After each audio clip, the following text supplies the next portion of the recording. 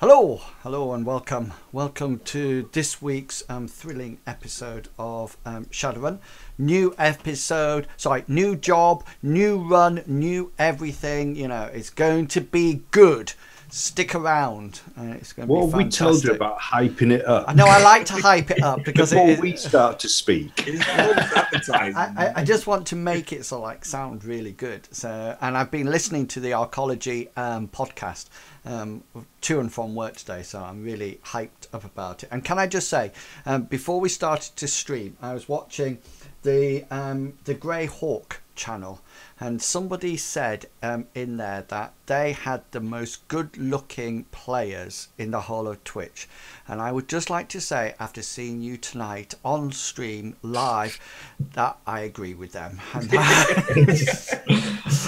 that's it, over and done with. Okay, now we're going to mix things up a little bit tonight, because rather than starting with the players actually introducing who they are and their characters they play, I'm going to start off with the synopsis of what's happened so far, because I've also asked the players to tell me to think about how they're actually developing their characters. So as well as telling us who they are and who they're playing, I'm interested to see where they're going with their characters, you know, whether or not they're going down a certain route, whether or not skill wise, or whether or not they're looking to purchase, etc, etc. So you have a think about that when I just bring in the synopsis, and then I'll call you in and then you can start telling me. So the party last adventure were trying to find Bert the Basher, who was a street fighter in the sport, and sadly he had run up quite a debt at a club called the Paradise Club. And the party figured this out and then actually followed the accountant and did some intimidating behaviour to him before finding other apartments and then tracing and tracking down Bert the Basher. They found the location, and that's when they actually found out that he was in debt. And then they reported back to their Mr. Johnson, who is Sid Gabetti, who owns the local fighting gym, and they reported back and said, you know, we found him, etc, etc, and they got the money and some karma, and everybody head off. And then they found out that Bert the Basher actually did an illegal fight 1 week before his last fight that he had to do before retiring. And he had to do an illegal fight with somebody called Carl the Crusher, and he did win that fight to pay off his debt, but unfortunately at the end of the fight, or shortly after, he fell down dead. And there's a whole load of conspiracy theory around the internet, around the Matrix about it.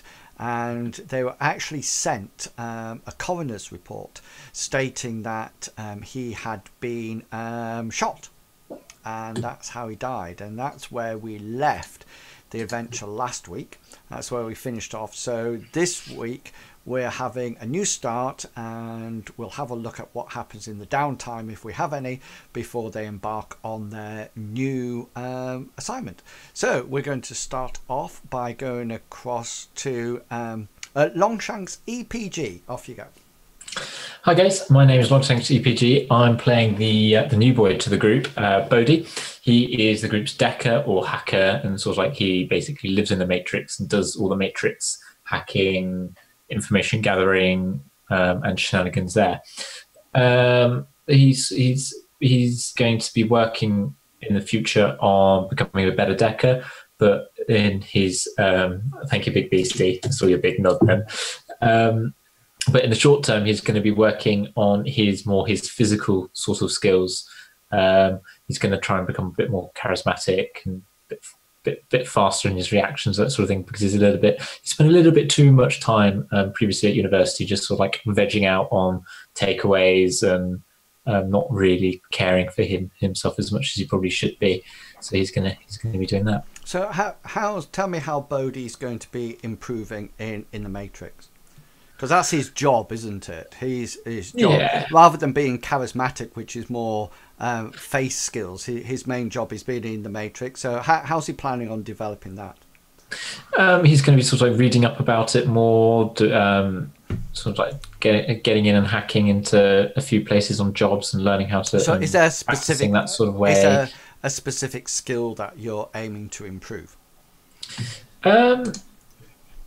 Sort of not particularly at the moment. He's just going to be practicing more of how to get in and make sure he gets the job done properly and gets the right sort of information about that sort of thing. So if you were given a huge amount of karma, where would it be going? As I said, at the moment, it's probably going to be going to some of his attributes to make him a little bit better at that sort of thing as well. Okay, so he's mainly looking to increase his reaction and things like that. Reaction, intuition, agility, those sorts of things, which are all going to be, and willpower, which is obviously a big thing to help him sort of like get out in a sticky situation from the Matrix. Cool. So he's going to be spending quite a bit on improving physical attributes. Excellent. Yes. Okay then, Chugawugga, what about you? Who are you playing tonight? Tonight, in Wolves, I am playing a character called Stanley Lovely, who goes by the name of Studley, middle-aged, small, balding, overweight. He's a mage specialising in combat magic. And he's also the face of the team. And when he's not doing the running, he looks after his mom, who is elderly and ill. Cool. Improvement. Well, yeah. At the moment, initiation isn't really the option for Studley, even though he would dearly love to go down that route. Unfortunately, the ongoing problems with his mother is something that he can't devote the time for to go to into initiation. So for those people watching the playback, initiation would allow Studley to increase his overall magic rating, which I think is probably currently at 6. Yeah, but it was more of the additional benefits. Yeah, because you also gain additional benefits by doing that initiation. But that's not what's on the cards for Studley. What is on the cards? No. After the recent attacks by spirits, I think he would dearly like to learn more about them and become proficient in actually banishing them rather than having to disrupt them. Banishing is not something that Studley has really been involved in. With him being a combat mage, it was more the direct and indirect spell casting that he was bothered about. So definitely he wants to learn more about banishing. He'd probably go through one of his contacts, maybe to he's got Ken, the free spirit who manifests himself as a dog, who might be able to teach him a bit more about the ins and outs of spirits and how to get rid of them successfully. Cool. So maybe also a bit of knowledge skill advancement as well, to do with general knowledge and understanding of spirits as well as your banishing skill. Yeah. What is your banishing at the moment? My banishing is currently 2. 2? Oh, cool. But that's not too bad. Yeah. But I also have a list of spells which I am still trying to gain. To help me in both the combat and in other areas. I think invisibility would be a really nice spell to have at nice as would silence. I'm also looking at maybe getting the armor spell, and when I can afford it to have it bound to another foci so that I can keep that sustained. Oh yeah, because you've got a ring that is currently a focus, haven't you? I have a new one, but that's for health spells, so I can keep my increased reflexes and my improved charisma running through that, and then use my focus concentration to keep another one on. But of course, money's a big problem for Studley with his ongoing expenses, and Well, I mean, just that one foci was 16,000. I had to save up a lot to that, and of course 6 karma just to bind it to you. So really, currently the karma that I'm getting isn't enough to even keep my spirits going. I had to make a choice this last session, either to have my spirit or have my foci. Right, so really Studley is going to sort of like keep in the area of magic which he provides for the group, and try to sort of like perfect the ins and outs of magic, so he can sort of like he wants to be more. He needs to be more versatile. He needs to have a spell for every situation, basically. Cool. And because he has a high magic, he can have a lot of them memorized at once. So. Excellent. Okay then. So, and finally, we will have Big Beastie. Hi, I am Big Beastie, and I play Billy Bob, the lovable orc, the tank of the group, the ex-soldier. So he brings his protection and combat skills to the group. Ideally, he would like to be more tanky. Is that possible? I don't know, but at the same time, he's a little stupid, but that's why we love him. Yeah, but I kind of like him that way. I kind of like him like big dumb orc. Oh, yeah. But yeah.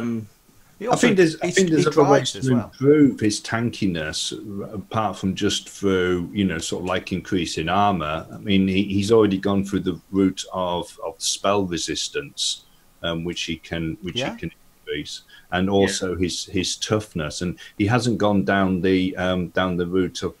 You mean like positive qualities? Gaining positive qualities. Positive qualities is something that.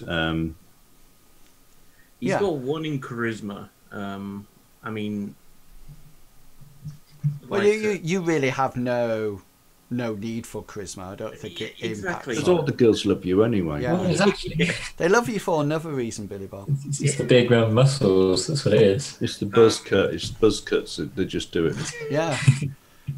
I was thinking of getting one. So maybe going down a lot more things to do with like toughness and spell resistance, to sort of like increase yourself as a tank, so you can maybe withstand more things, and be more of a almost like a barrier.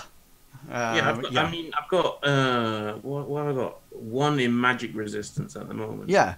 So, and is that a positive quality? Yeah. Yeah. So, I take it that does cost 1 karma?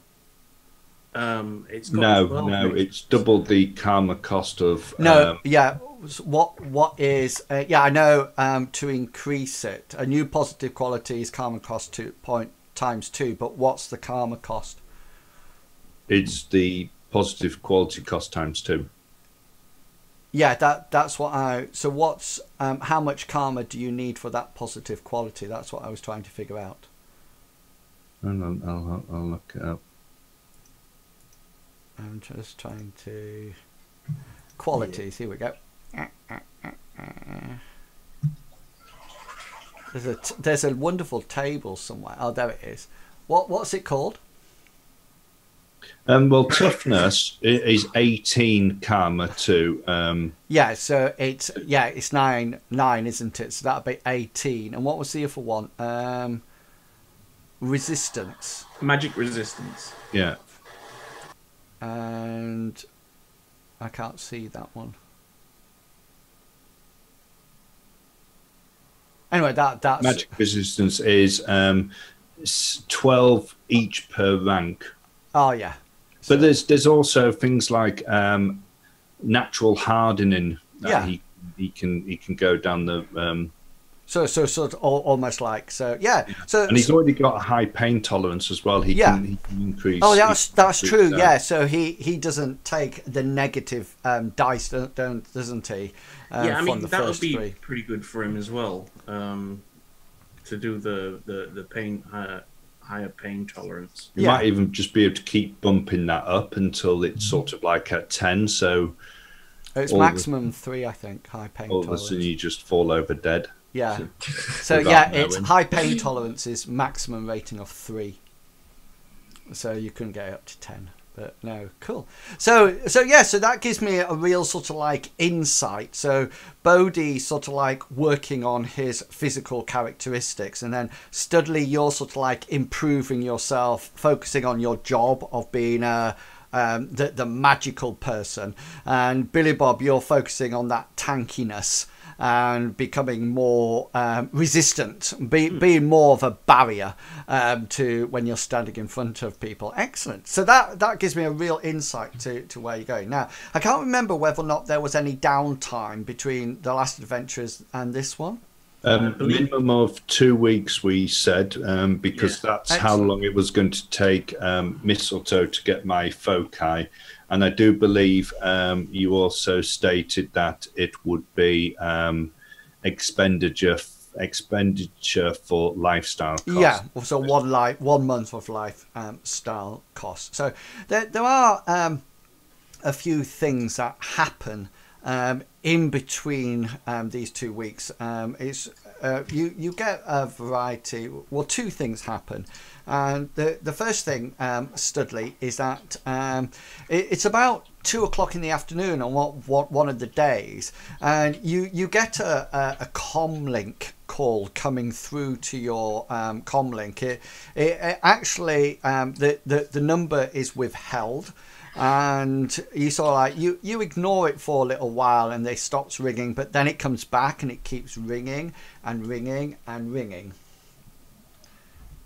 Okay, so I mean, it probably annoys Studley, especially if he's trying to do other things. So he will eventually answer it, but he won't say anything when he picks it up. Because it's like the cold callers in the UK nowadays. If you don't say anything, yeah, and you're quite right, and you sort of like pick it up, and the person on the other end sort of like goes straight into the spiel, and you hear on the other end of the phone, you hear this woman who sounds very professional and very almost like polite. She says, "Oh, hello, Mr. Lovely. This is HSC calling, and we have some a rather important need to discuss with you." I'm sorry, HSC. I don't recognise the acronym. Oh yeah, I'm sorry, Mr. Lovely. I often forget that people might not recognise our acronym, but we're HSC, Health and Social Care. Oh, yes. And what can I do for you? Well, it's more what we can actually do for you, Mr. Lovely. I'm not too sure how to actually put this to you. So we have a company policy, just to be quite blunt. So please do not confuse my bluntness for impoliteness. But we have some concerns over your elderly mother. Oh, I thought he was going to say PPO. And what type of concerns would they be? Well, I can assure you, I'm doing my utmost to pay for her medical expenses and to keep her in the life that she's become accustomed to. Oh yes, Mr. Lovely. It's not actually her medication that is concerning us at the present moment in time. It is more that, well, how can I put this? We've had some complaints made against you. Oh. Against me? Yes. Unfortunately, due to confidentiality reasons, I cannot actually share the names of the people who have formulated the complaints. But we have reason to believe that you are, although we totally accept that you are meeting the medical needs of your relative, there is some concern that you are not providing the regular contact and emotional needs of your, she sort of like pauses for a moment, your mother?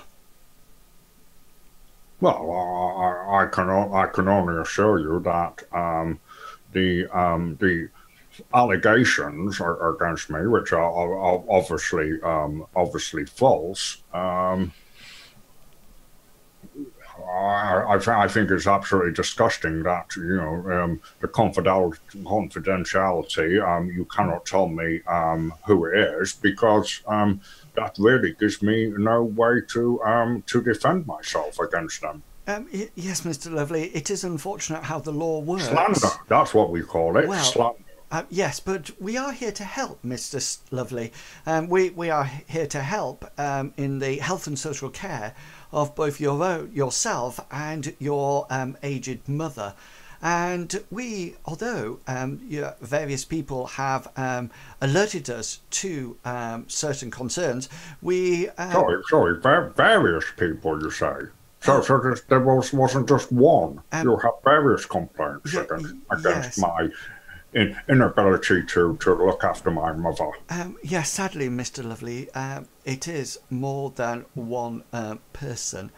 But however, here at Health and Social Care, we pride ourselves in working alongside carers such as yourself, to ensure that the relative is looked after in very well, and all the needs are met. Yes, I must admit, so far I have been overwhelmed by the help that I have received from the HSC. Overwhelmed. I am very pleased to hear that, Mr. Lovely. I didn't even know who the bloody hell you were. That's understandable, Mr. Lovely. Please do not get irate. The first time you actually contacted me is if there's been a complaint. Maybe if you had contacted me several years ago when my mother was extremely ill, then we wouldn't be having this conversation now. You would have seen what type of person I was. I understand that at all, Mr. Lovely. Let me guess. Government run? Well, no, actually privately run. Right.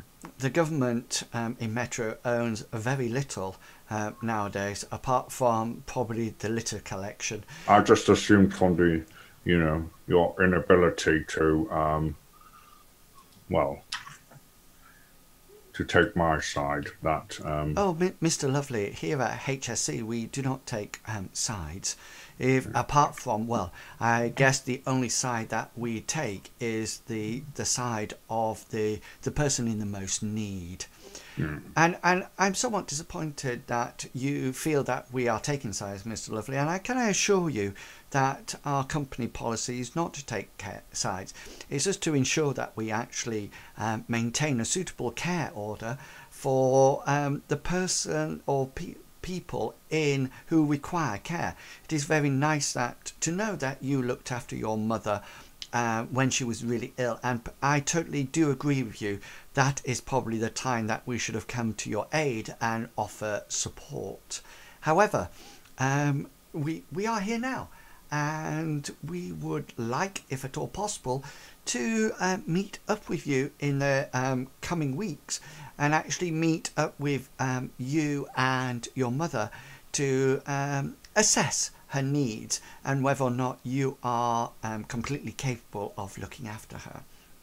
When you say meet up, I take it this would be a home visit. Oh, yes, Mr. Lovely. It's very important that... My mother's bunions do prevent her from travelling any distance, even though she recently had a few of them removed. Yes, Mr. Lovely, I am very pleased to know and hear that. Yes, it is a home visit. You probably know, with you being the HSC of the entirety of her medical conditions, keeping the pulse on the elderly and all that. Very much so, Mr. Lovely. Yes. So, sorry, can I just ask a question? This complaint procedure. Complaints. Yes. Yeah. I mean. In the plural. Yes. Does it? Can anybody? Can anybody just make them? Is it something that somebody? Yes. Hello. I'd like to make a complaint about so and so. And we tend to find, Mr. Lovely, that most of the complaints are well founded. There would be no need for anybody off the street to engage in the severely long and complex complaint procedure in order to get this far. Like I said, but there is you do have procedures yes, and we are following the procedure as we speak by contacting the person involved with the care order for the elderly relative, and then to create or arrange a home visit to ascertain whether or not there is any the complaints are actually supported. Sorry, you didn't give your name when you rang up, which I did find was a bit impersonal, but. Yes, sorry. We tend to use the company name when we get in touch, since personal names tend to be rather invalid in these reasons. But by all means, Mr. Lovely, my name is Avril. Sorry, how do you spell that? Avril. Avril. Yes, Avril. And by all means, what is your position within the HSC? I am part of the complaints committee here at HSC. My job, if you would like to know that, is to follow up complaints and then to meet on a personal level and to assess the case study brought against, to see whether or not there is any truth or validity in the complaints that have been put forward. I hope you understand, Mr. Lovely, that you're qualified to carry out that assessment, I take it. Yes, very much so. I have been, just out of interest, Mr. Lovely, to put your mind at ease, I've worked at this with this company for 15 years, and that is after completing my normal my degree in psychology and healthcare, and then my master's in elderly care, and my current I'm currently shortly to complete my viva to achieve my doctorate in the care of the elderly. Yes. Just by chance, have you ever cared for an elderly person, or is it? Sadly, my Mr. Lovely, my both my mother and father died when I was still very young, so I was unfortunately not able to meet them. I do like academics. So, Mr. Lovely, can we arrange a date for the visit? Well, what date would you like? We tend to find that we can be available anytime. Working hours are between 9 o'clock and 1700 hours. Oh, you obviously never been a carer then, because my working hours between 12 a.m. and 12 p.m. 7 days a week, 365 days a year, for life. Yes, very interesting, Mr. Lovely. Part of the complaint that we are ascertaining and working into is that you are often not around to look after your mother's needs. However, when will be a suitable time? Between 9 and 5, do you say? Yes. Any weekday. Unfortunately, we do not work at the weekends. Oh, I'm here now. Yeah, unfortunately. Or do you need notice? We need notice in order to. Okay, well, if you tell me how much notice you need, and then I can set a date from there. Right. It seems a bit pointless me saying tomorrow when you say, "Oh no, I'm sorry, but we need." That's not a problem at all, Mr. Lovely. Thank you very much for your consideration and care. Shall I tell you what would be probably the best way forward is that if I was to communicate with you directly the availability of appointments, would you? I tend to feel that there is some hostility towards myself. Are you happy for me to do the home visit, or would you like one of my colleagues to visit you?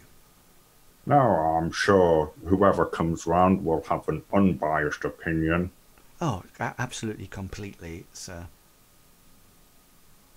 I will therefore send you a range of suitable dates when we can come and have a look and have a chat with your mother and ascertain your whether or not these complaints can be substantiated. Allegations. Oh yes, yes, quite. So, thank you for chatting to us here at HSC, and we look forward to meeting you again. Goodbye, Mr. Lovely. And she hangs up this phone. Yes. Or the comlink. Ash. Studley immediately, from going down, having done the comlink, he's going to heading down into the basement. But before he does, he's just going to put his head round the living room door, and he's going to say, Everything all right, Mother? Oh, yes. Excellent. I'll just be in my room. Yes. If you need me. then he's going to go down into the basement, and the first thing he's going to do is he's going to put on his trodes on his bald head, and he's pulling on his gloves to do his what do you call it? What are they called? VR, AR gloves. AR gloves. Yeah. And he's going to activating his comm. He's going to go onto the onto the matrix, and he wants to immediately search for this HSC. Yeah, and complete a matrix search then.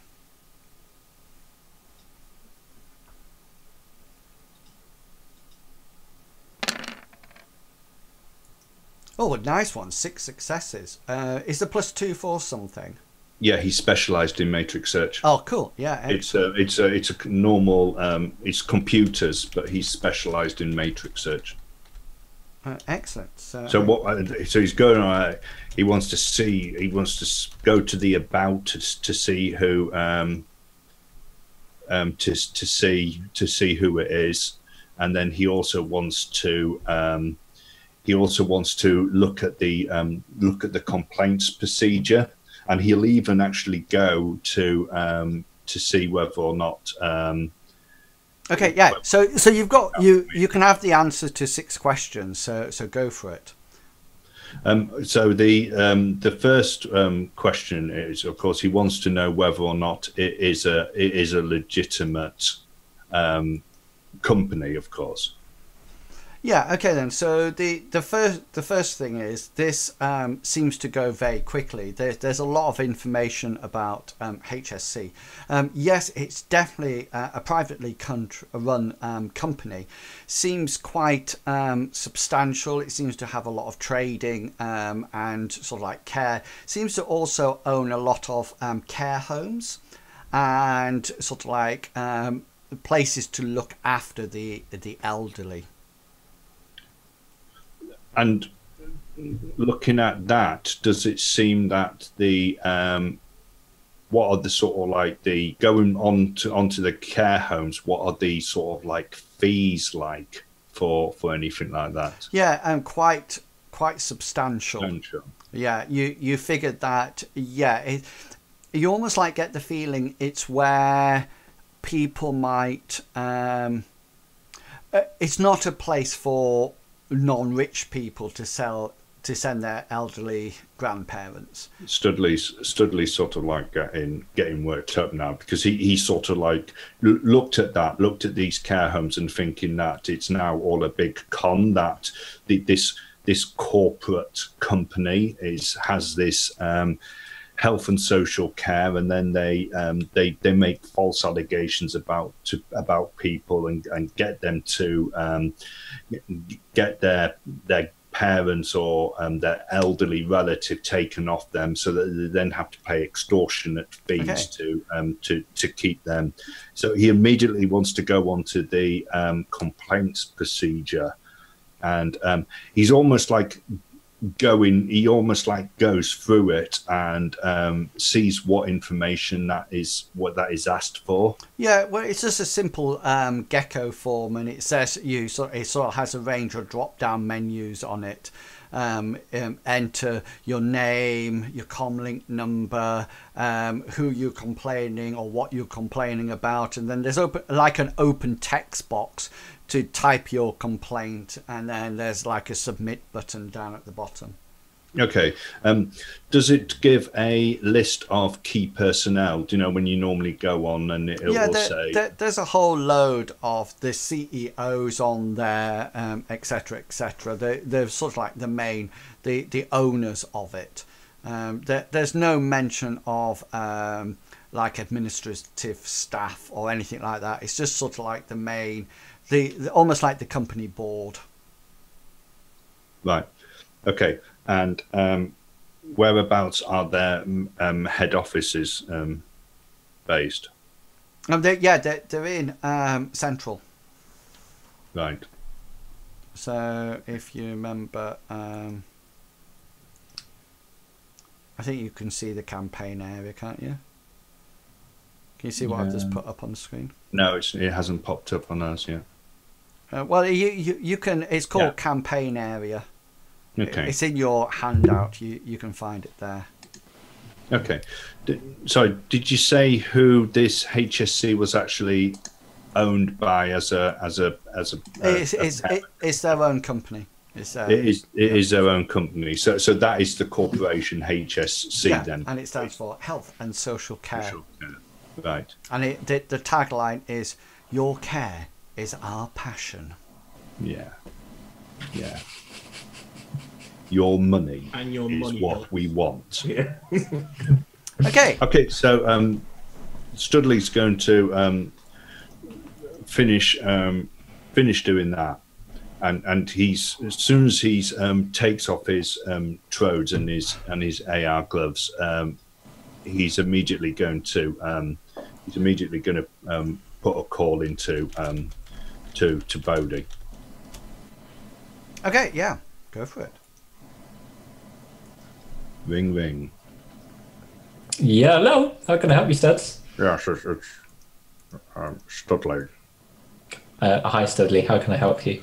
Yes, I need you to I need you to find out some information for me. It's pretty important. Right. Yeah. Go on then. There's been some allegations Right. against me. False allegations. I'm saying that because you don't know me as well as Billy Bob does. But yeah, these allegations have been made against me, saying that the care of my mother is not being dealt with correctly by myself. Ooh, right. Okay. Yeah. Well, I need you to find out who's made these allegations. Who's made them? Okay. Anything else you want me? What's some? Well, I thought I might tell you which company it was. That might be handy, unless you. Well, yeah. The company is called HSC. HSC. Do you want to know what the acronym is for? That might be helpful, Studley. It's Health and Social Care. Okay. So yes. So I've been onto their website, and it looks like that you can when you fill out the information, you have to put your comlink number down, so that they can probably check to make sure. So if you get those comlink numbers and then cross-reference them to see whether or not they are proper, and then we'll hand them over to Billy Bob and.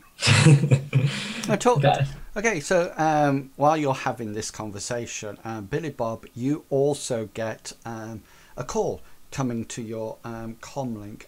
It's actually from your beloved Handbrake. Do you wish to take the call? Yeah, he's definitely going to take the call. She's sort of like she's as rough as ever on the other end of the phone, and she just sort of like says, "All right." Yeah, what's going on? Well, it seems that I've got a bit of a proposition for you, Tusk Boy. Oh, I like the sound of that. Yeah. Well, you know that person that you were helping out at the fight club? The manager? Oh, well, yeah. I was thinking Bert, really. But, yeah, Sid. Well, I was working out there the other day, and I heard him saying that he's on the lookout for new fighters. And you know, Tusk Boy, I've seen your muscles, and I wondered if you wanted to give it a go. I'm always up for new things. Do you think you could make us some money? I can give it a go. Yeah. So shall I put your name forward then? Of course, I would be extremely grateful. Oh, of course. And I can probably show my gratitude to you. Hot dog. Shall I put your name forward then? Yeah. And are you around tonight? What time? I'll be ready all night. Just come when you're ready. Will do. And yeah, and she sort of like hangs up. And then you all get, Billy Bob and Studley, you get an incoming call from Cookie. I'm not too sure whether or not Bodhi has Cookie's comm link. He probably would have done, because with him being part of the group, we would have shared our contact list with him. So he probably has Cookies, Mistletoes, and Idas. Yeah. Who's the street doc? Yeah. Yeah. On that note, sorry to ask it now, but oh, he wants to buy equipment. Here we go. No, buy some ammo. I want to buy a rocket launcher. I live above the shop. How much is that a month?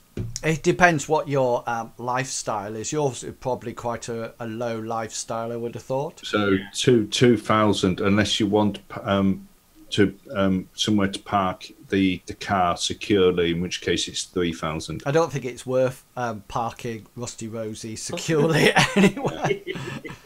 So yeah, so the comm call comes in from Cookie, and it's one of those dark, stormy days in Southside. You know that even when the sun comes up, it still doesn't look like it's actually got light. And you all had really bad night's sleep last night. Billy Bob, you were, shall we just say, busy. And Studley, you were poring over data and things like that, and Bodhi, you were probably surfing away somewhere. And it's a bit off-putting that Cookie's actually called you. And as soon as you accept the call, he sort of like says, "Oh, good morning, people. I've got a job offer for you." When Studley answers it, he sort of like goes, "What?" "Yeah, I got a job offer for you." Billy Bob's going to say, "You know I'm upstairs, right?" What? It's called professionalism, Billy Bob. What is it? What is it, Cookie? It's a really simple. It's just like a search and rescue mission. Okay, send me the details and I told him that you would be up for it. So you need so to be, you've already accepted it on you our need to behalf. be at this location, and he pings a location to a warehouse down in the dock area or south side. And he says, and bring your gear. He says, definitely bring your gear. Does Billy Bob recognize the location? It just seems to be one of the warehouses down by the dockside. You don't think it's one that you've been to before, but it's very similar to where you normally meet up with Charlie. Okay. If you remember when you spoke to Charlie down there. Is that all the information that you have on it, Cookie? The location and bring gear. And 2 hours. 2 hours is how long we have to get there. Yeah, should be fine. It should be quite a good job. I mean, What's hard about search and rescue? I mean, just turn up, do it. It sounds like easy cash. Right. Okay. Yes. Thank you very much. I I don't suppose you ever had any dealings with the HSC, have you? He sort of like looks at. He sort of like says, "I don't know what the dreck you're talking about. HS what?" Oh, that's all right then. And he just sort of like says, "So, good luck. Good luck. Do a good job. I've said that you were bloody brilliant. So don't let me down, guys." Studley's going to finish the con call, and he's going to take out a bit of electronic paper, and he's going to start writing names down of people that that know him and know that he also does what he does for a living. And so he's going to make a list, and when he's done that list, he's going to go down to Cookie. He's going to use his stylus to cross out the name. All right, so crossing out Cookie's name that you don't think it. Crossing out Cookie's name because he doesn't think it's him because he. Who snitched on you? HSC is. Yeah. Okay then. Cool. Okay, you head down to the warehouse, which is down by the docks, and you sort of like notice that when you actually start to drive down there, the neighborhood seems somewhat more deserted than what you remember it, and there seems to be no cars. The streets are wet. But there seems to be nobody out, and despite it's about 3 or 4 o'clock in the afternoon, but it's really dark overhead. It's almost as if night has come early, and a lot of the street lamps are actually coming on because it's so dark. And there seems to be no activity around as you get closer and closer to the warehouse at all. Probably the only activity you see is probably like the odd dog sniffing at a trash can or something like that. And you also notice that as you get closer and closer to the river, that there seems to be some kind of fog rolling in, and it's quite strange actually because it's low lying. So it seems to be almost like as if somebody's tipped a huge vat of dry ice over the whole place, and it's all sort of like filling up. So it's not like low cloud, it's definitely sort of like hanging just above the sidewalk. Are we all in one vehicle, or are we? Oh, yeah, however you decided to get there. Yeah I was guessing we would have got there like separately if it was all. So it's quite spooky. And you soon get close to the meet point, which seems to be outside a warehouse, and the warehouse seems to be padlocked and locked up, and you're just sort of like thinking, is this the place? Is this where we're meant to be? When you suddenly notice that coming from further down, so you've gone into the road and the warehouse is on your right. Coming up towards you as if it's been there waiting at some distance, a set of headlights comes on, and a black SUV sort of like pulls up quite slowly and sort of like stops some distance away from you. It doesn't sort of like go and stop like that. It stops at a sensible distance, and the headlights are still on, and you hear the doors, both side doors open, and as they come away and stand in front of the headlights, so you're not dazzled by them anymore. You suddenly notice that there's 2 large orcs there. They're dressed in black suits, white shirts and ties. They seem to have some kind of dark glasses on, and one of them, the male, his tusks seems to have been encased in some kind of silver or something like that. They seem to almost like glow in the light. And the other orc is definitely female, and they sort of like stand there. They're definitely holding submachine guns, and they're sort of like holding them at the ready to fire at anything. And they sort of like assess the situation, and Billy Bob, you notice that they're actually assessing what's where and what of the sort of like the danger points, and you just decide that they've obviously planned this. Can you just make your army military roll? I was going to say, Yeah. Billy Bob's going to immediately put his hands in the air. Yeah, just roll. Are we out the vehicles already? Yeah, you're out waiting on the side. If you can roll your military knowledge. Specialized. No. I'm not. Oh.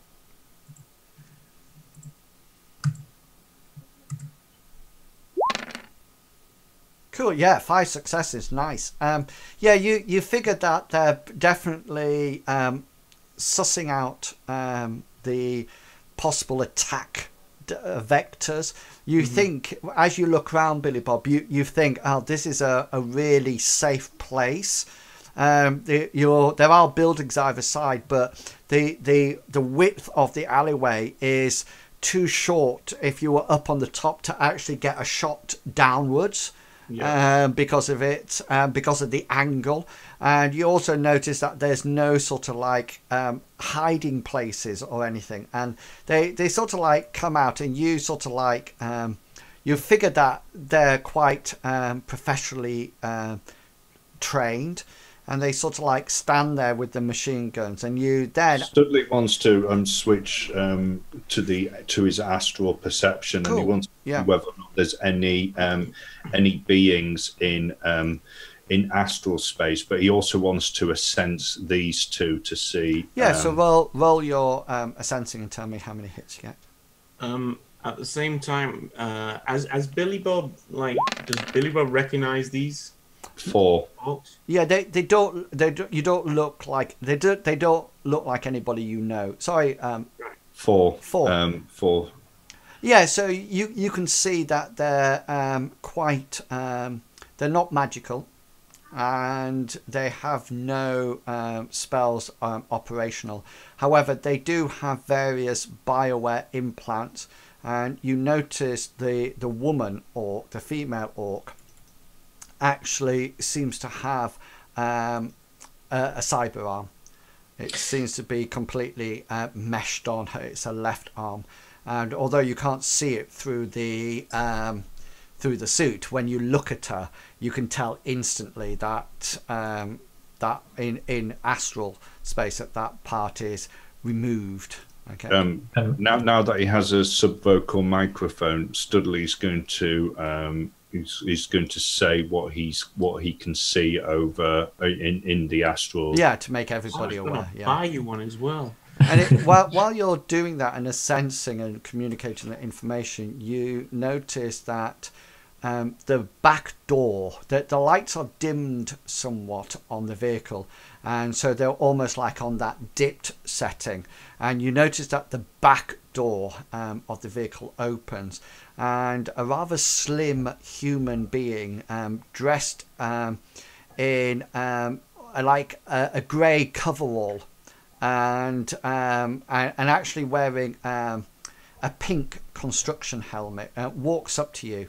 The closer he gets, you notice that he has almost like dark rings surrounding his eyes.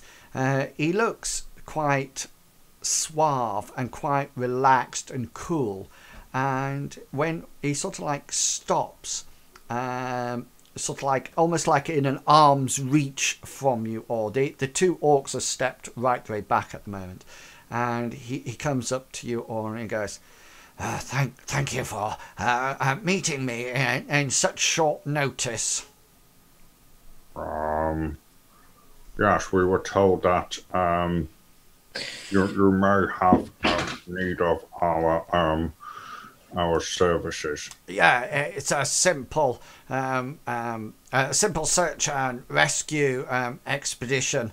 It's your fixer said that you would be greatly suited for the job, and so I just thought, to hell with it. We'll get somebody of your experience to come along. It's a search and rescue mission. You just need to search for something, and if need be, rescue it. Just to let you know, it is underground. Okay, well, so is this particular thing, is it an item or a person? Um, no, well, are you going to take the job? Well, yes, tell us more about it. Oh, But we were definitely glad you're on board. Nice to know. Your fixer told me that you might drive a rather hard bargain, and that you are quite substantially equipped for search and rescue. I've heard about several of your missions, and I'm very impressed by the way you work together. Your fixer certainly holds you in high esteem. Anyway, it's a search and rescue. My company has been doing some excavations for a foundation of a new building, and we stumbled across a forgotten drainage pipe. Wanting to know exactly what was underneath our new building, we sent in an exploration team. The team reported via radio, of course, some disturbing findings. Then all communications broke down. Richard III. that's very interesting. How strong was the team that you that you sent? Yeah, a good point. I can have the information sent over to you if that would be helpful. Yes, if you could possibly send that information, and also if you could let us know their expertise. Yeah, I can send you their business cards, for want of a better word. Yes, and also if you have the information to hand, how geared they were as well, i.e., did they have breathing apparatus with them? They were suitably equipped, and I would just like to say that will be part of the job. We are prepared to issue you with appropriate night vision and thermographic goggles if need be, and also any climbing equipment you may need. Billy Bob's eyes widen. And were you aware if any of the team were magically active? He sort of like says, "1 moment," and he seems to he's probably communicating subvocally, and then what you notice is that he says,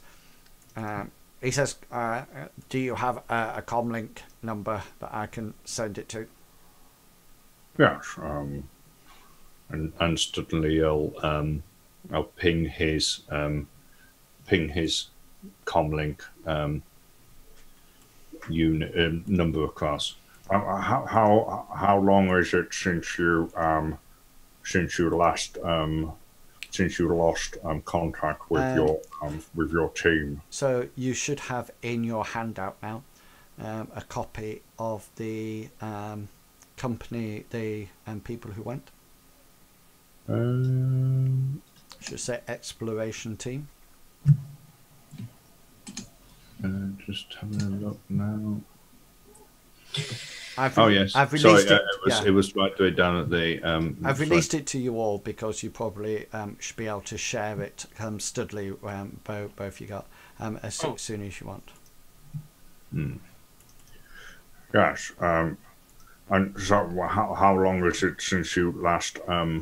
Just to let you know, the expedition team, 7 people, they were physically fit and well equipped. It had 2 weapon specialists, which had assault rifles, and everyone was carrying a sidearm.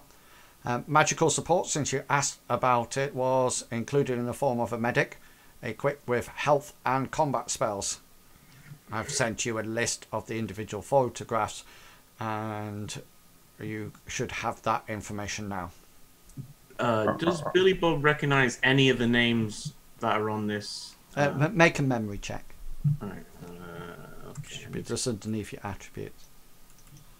Forgive my ignorance, but it seems to be a very well organized and equipped team to how shall I put it, to have a look at a tunnel. Oh, 2 successes. Sorry. 2 success. Yeah, you don't recognise anybody. A good point, Mr. He seems to be waiting for you to fill in the name. Ah, yes, Lovely. Yes, Mr. Lovely. It's we thought it might be suitable and wise to send that sort of standard team down because of the location of our new building. Billy Bob's going to ask, are these special forces, ex-special forces? They work for our company. Mercenaries. Say again, sorry. Mercenaries. No, employers. So where Employees. exactly was this excavation taking place? Where your new premises was going to be? He sort of like looks around. And it's almost as if he's looking around to see whether or not anybody is watching or Studley will listening. do the same. He says, "Yeah, the land was cheap. I'll say that straight away, and it's to the east side of south side." I take it you're not talking about the contamination zone, are you? Yeah, that is very close to the border. You should have the campaign area on your maps as a handout. East side of south side. Yeah, so if you can see south side down, Contaminated area. the contaminated area is an area that basically is almost like a place where you wouldn't want to normally go. It's quite if you look Like the Deadlands in like Judge Dredd. yeah, very, very, very much so. If you look at the in the Shadowrun on the web page, I think there's a yeah. So if I just read to you what it says the contaminated area of Metro, commonly known as the dead zone, is a sector which most people wanted to be removed, preferably along with its population. Bombed by corporation unknown to eradicate the contents. Both people and creatures still live there, but the condition of these and the surrounding air itself is not known. If you want any advice about this area, stay out of it. So how long is it since you last had contact with your team? He sort of like seems to be almost like asking questions and says 4 hours. What?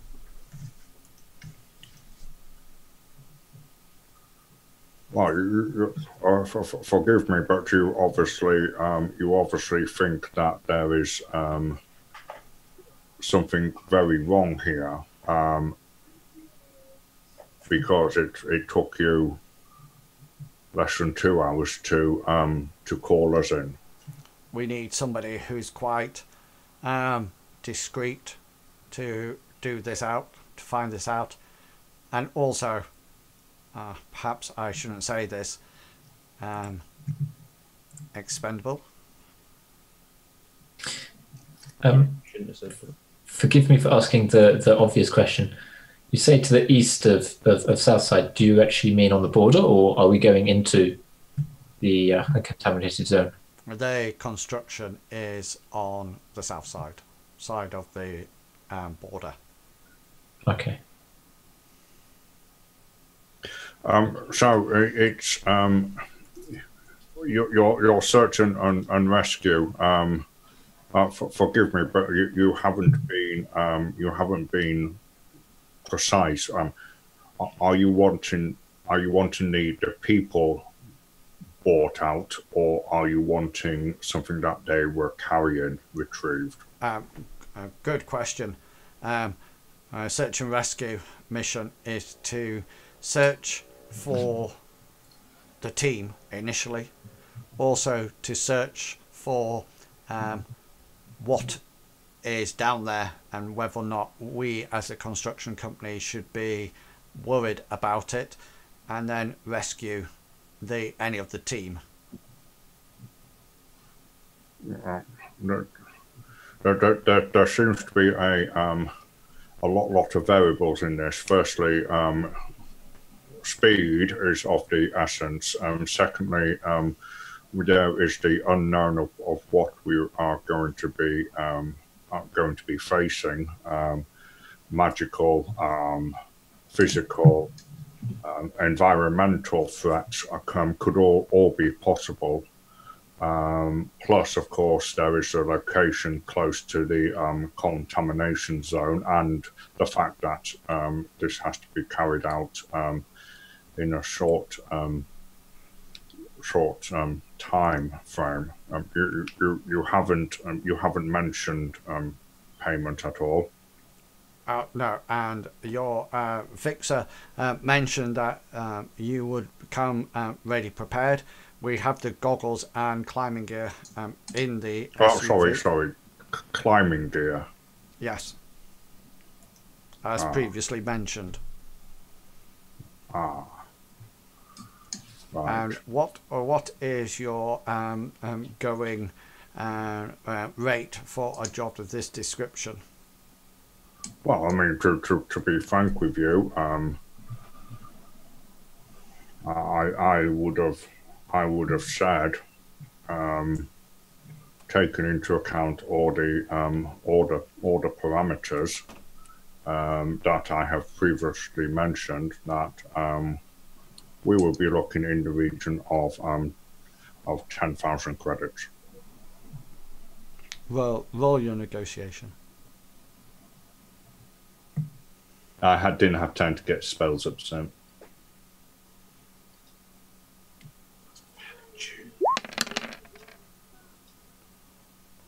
Let's say,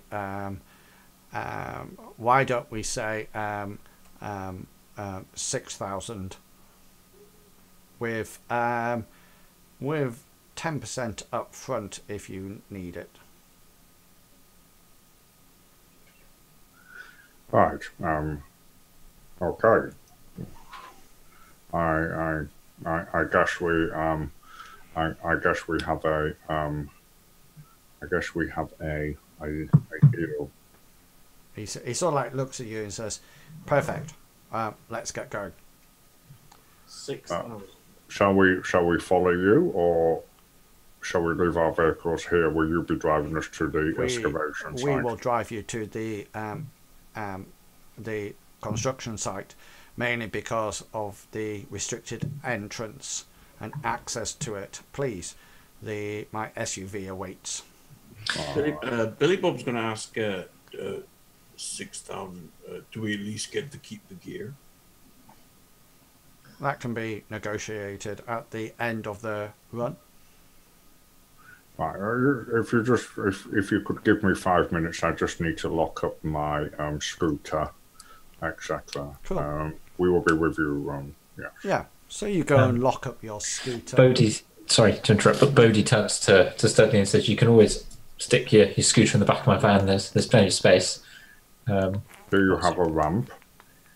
No, but we can always ask Billy Bob to lift it. I'm sure he'll be willing. And then he's going to go and grab his bag out of his van with all his equipment, and he's going to change out. So instead of wearing his armoured vest, he's going to put his armoured jacket on because he's expecting heavy stuff. I'll probably leave it outside your van just in case I have to. I might have to leave, and You hear the SUV is powering up. It's turned its engine on, and you can hear it's now got that low, almost like that low rumble, that almost like that purr. That, you know, if you get close to it, you can actually feel it vibrating through the floor, the surrounding vehicles. Okay, so Studley's going to lock his scooter up, and then he's going to head across to this. What is it that they've got? It's an SUV, yeah. SUV, and he'll open one of the side doors and get into the back. Okay. Bodhi will do the same, but carrying his backpack as well. He's got that slung over his shoulder, and that's got all his equipment in. And then he's gonna get in the back of the van. Yeah, so you all you get into the SUV, and then it sort of like speeds off, and you can see the two orc guards in the front, and the guy is sort of like sat facing you three on the back chair together, and there's no conversation to speak of. And the ride takes quite a while because you're passing Southside, but you almost like get the feeling that they are going probably over the speed limit, but they don't get stopped at all. And then you notice that as you get closer and closer, you go through what appears to be some kind of a checkpoint, i.e. It stops, and you hear the mumble voices of the orcs at the front, obviously talking to somebody, and then once they're finished, there's like a rattle of like a chain link fence or gate opening up, and as you drive through, you see a couple or more other the guards are literally dressed in these grey overall and pink hats, hard hats, and they obviously go into some kind of location, and you can see that the steel some of the steel girders have actually started to be put into place, and they've obviously sort of like cut out away or dug out a huge foundation that would probably be almost like a basement of some description. And they sort of like open the doors, and they sort of like take you out, and you grab all your equipment that you need, and you sort of like head down what appears to be quite roughly cut ramp. And then once you go down to that level, there seems to be some ladders going down again, and then there seems to be when you get there, you notice that there's some of those floodlights, you know, those electrical floodlights sort of like beaming down on an area, and you notice that in the middle there's almost like a drain cover. That's what it looks like, and it seems to have had some kind of air seal on it. It looks very old. It doesn't look modern at all. It's probably something, it's been here for quite a while, and somebody has obviously unscrewed that or unwound that top bit, and the lid is now open, and you can see a set of stairs, a ladder, sorry, going down into the darkness. Who's up at the top with us? Just the guy from the meet, and the two orcs are there, armed as usual. Studley's going to say, Oh, I did forget to ask. The corporation, Wuxing, what is your primary business? He says, the company, I think, does tech. Oh, right. Excellent. Studley's going to look over down this manhole, And this is where they went, was it? Billy Bob's gonna ask, do we get weapons too? No, the deal was just for thermographic and dark vision goggles and climbing gear. Okay. Yes, yeah, he says that's where they went. Please try to do it as quickly as possible. Yes. So what gave us a line about? There seems to be basic construction gear, so things like cement mixers and things like that. You know, it doesn't look like it's a fully organised area at all. It seems to be more case that it's some kind of construction site rather than anything else. How much on the border are we? Are we like over the border? Or no, you definitely look like you're definitely on this side of the border to the contaminated zone. But it's almost like the back of the building probably will get very close to the border fence, because there is like a 15 meter foot high border fence round it. So we're still in south side. Yeah. But depending on which way these tunnels go, it could take underneath the fence. Correct. The contaminated zone. Yeah. Okay. That's Billy Bob was just wondering, like, if it was like on the border or just over the border, or like. Yeah, it's definitely on this side of the border, but like how people have said, it might actually take you over, depending which way it goes.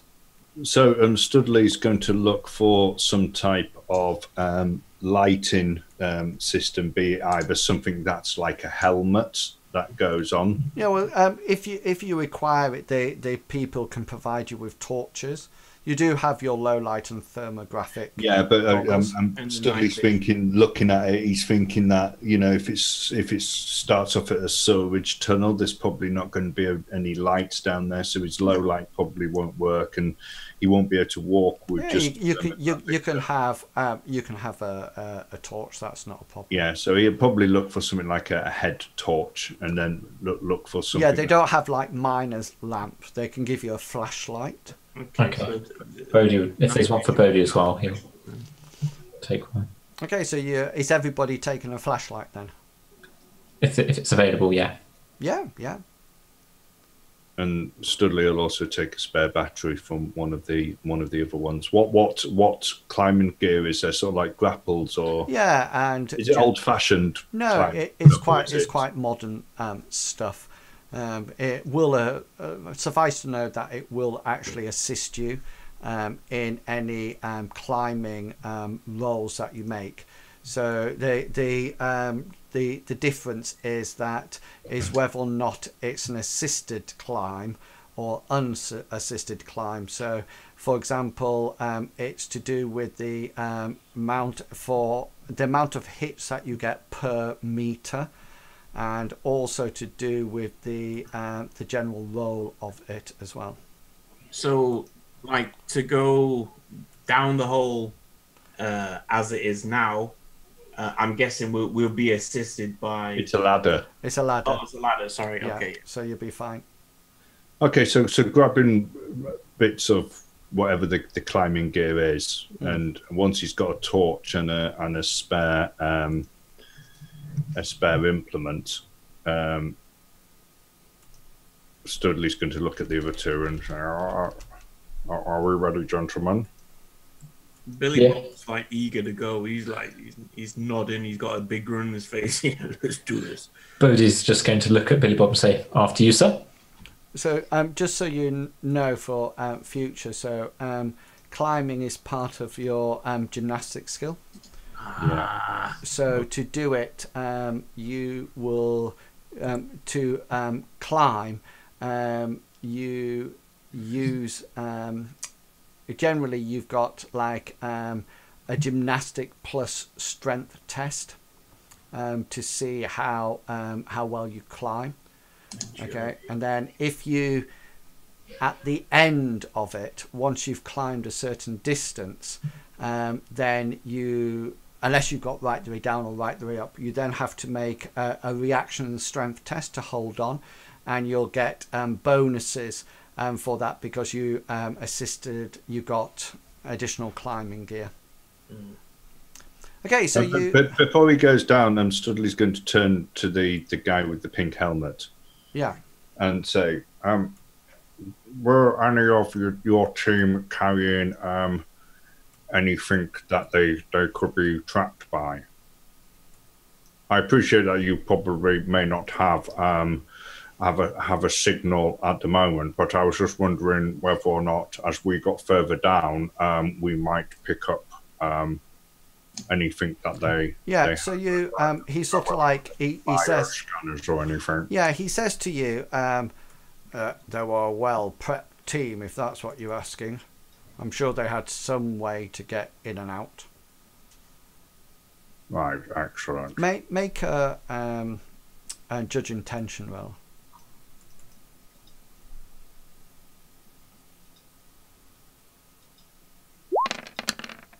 Yeah, it's almost, Studley, you think there might be... It's almost as if he might not have known who they were. He seems to be fudging some of the detail, as if he's not completely sure who they were and what they were doing. Okay, so sorry, Billy Bob, are you carrying a flashlight or not? Yeah, I mean, if everyone else is, there's no point in like using his. Yeah, okay. So you all sort of like got your flashlights, and it's quite easy to climb down the ladder into the location that you can probably see now on the map. Yeah. Yes. Yeah. And you enter the tunnel with some trepidation. It's roughly 5 meters wide, so it's quite a large tunnel, and you can actually get 2 or 3 of you walking across it next to each other, and it's about high enough for an average troll to walk upright, so you can all walk down the tunnel fine. There's almost like musty smells are mixing with the fresh air outside as you enter the tunnel, so it's almost like it's quite stale down here, but as you climb down and move the air, you bring some fresh air down with you. The walls, they're made of concrete, but they're very damp, and in various places they seem to be covered with either moss or fungi or something like that. And down on the floor, on this one, you can see that there's all water there. I just like to say that it's literally bits of water. It's not like anything running, and the puddles are actually just still. It looks like it's quite stagnant.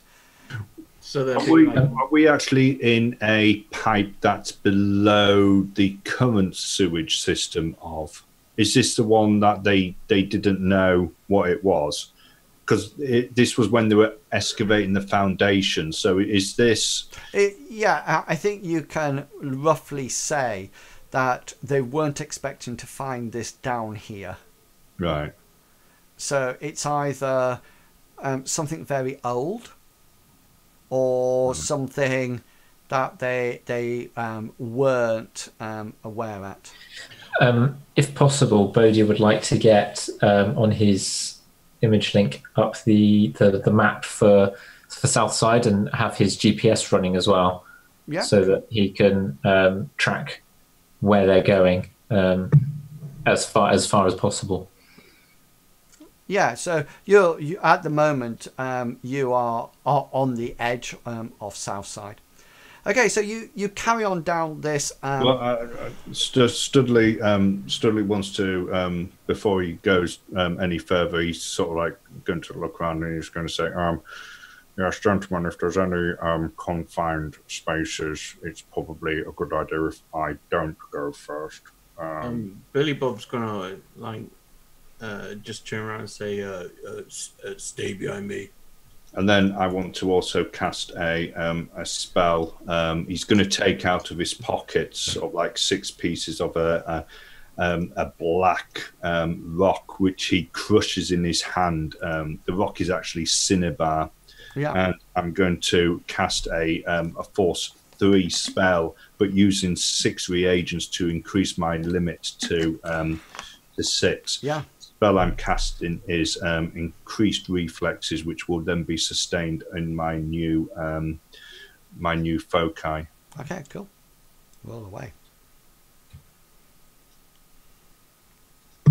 So it'd be magic and plus your spell casting. Force 3, so you get 2 successes. So that you'll get 1 initiative dice extra and +2 to your reactions, and you resist the drain nicely. So that's absolutely fine. Brilliant. Okay then, so you start to head down this sort of like tunnel, and you almost like, as you venture down, it almost like the further you get away from the ladder that's going down, it almost like starts to get darker and darker, and pretty soon you're walking down the corridor, the tunnel, and the only light you have is your torches. And you can notice that down the walls, every now and again, smaller pipes seem to jut out from the wall, and in other places the wall actually almost like recedes into these little pipes coming out. It's as if this is the main pipe for something, and other things were going to fall into it. Anybody who's got thermographic imagery, notice that everything looks the same temperature. There's no difference at all here. You do notice that every now and again, what appears to be a bat or something sort of like flies over your head, and you're just probably happy that it's just a bat. As we're walking down, Studley's going to say to the other two, very interesting meeting. What did you think of our new employers? Seemed to be a bit sketchy. Didn't really know what was going on. Did anything come up on any searches for them? Billy Bob's gonna he's gonna turn around and he's just gonna say they were well organized. Oh yeah, so that's one of my concerns. They seem to be very well funded, very well organized, and yet they decided to build a new premises on the edge of a contamination zone because the land was cheap. I think if they're spending as much money, and we're still walking when we're talking, by the way, you know, they probably spent more gear on those 2 muscle people than this land cost them. You notice that your heads-up indicators from your comlink are revealing that there's a slight increase in air temperature just by a few degrees, but you figure it's probably because the air is no longer moving here, rather than something heating it up. And as you walk along, you come to a junction. You can either go left or right. Studley wants to switch perception again once we get to the junction. The first thing he wants to see is whether or not there's any change in the overall aura, to see whether or not there's any interference, almost like any background count that's coming into the astral. Okay, so roll your sensing skill.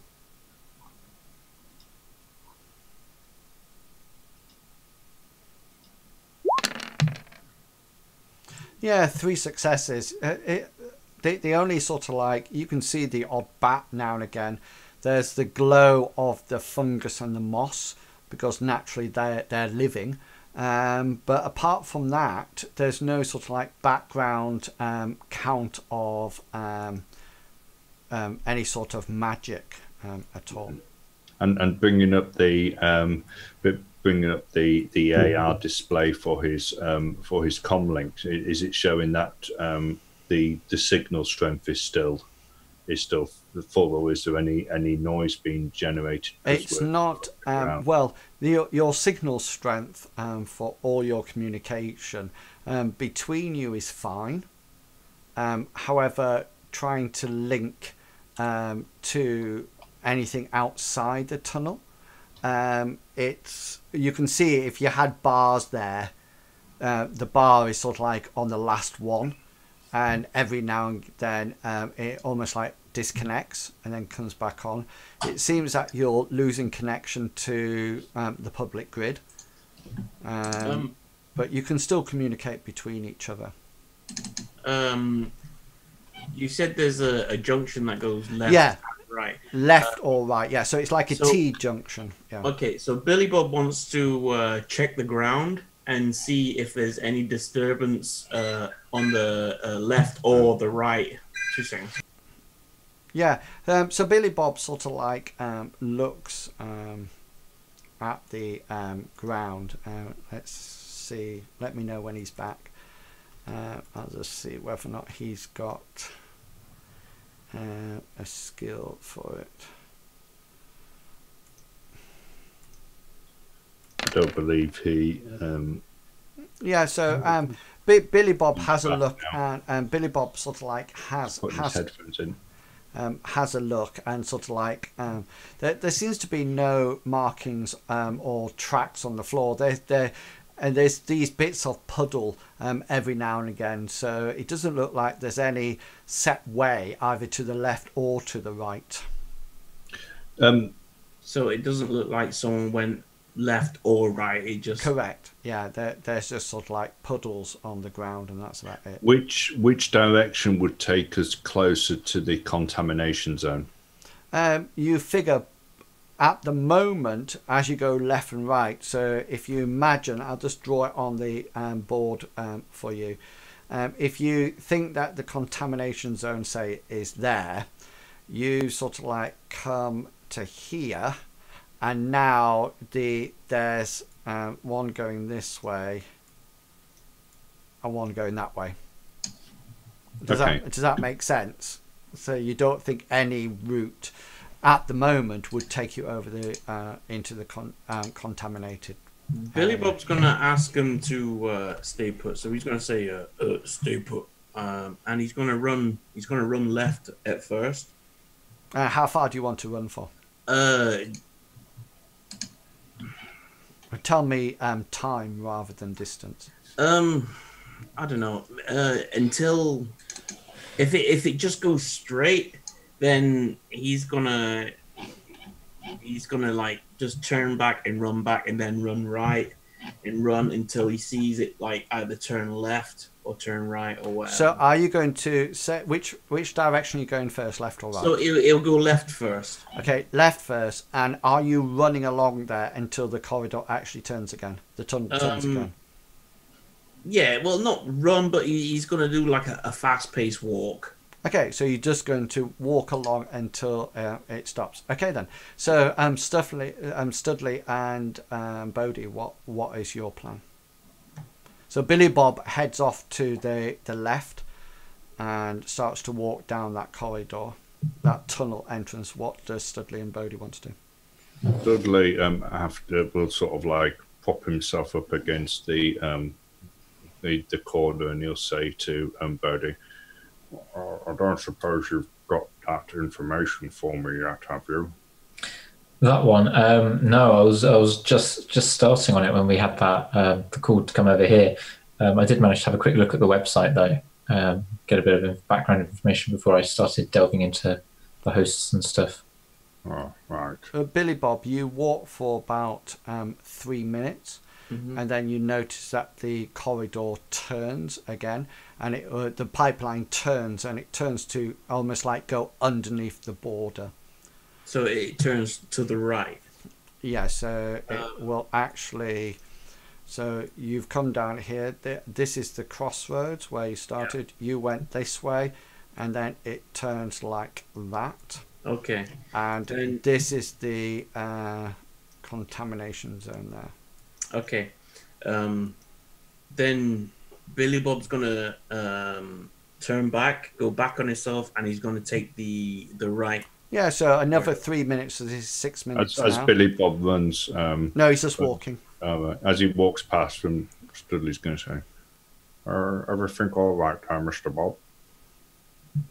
Yeah, it just goes into. Speed, time is of the essence. I'm going. Okay, so you walk like another 3 minutes down the other way, and you notice that the pipe turns almost like identical at the first one. So you come back. So Studley and Bodie, you've been sat here for 12 minutes.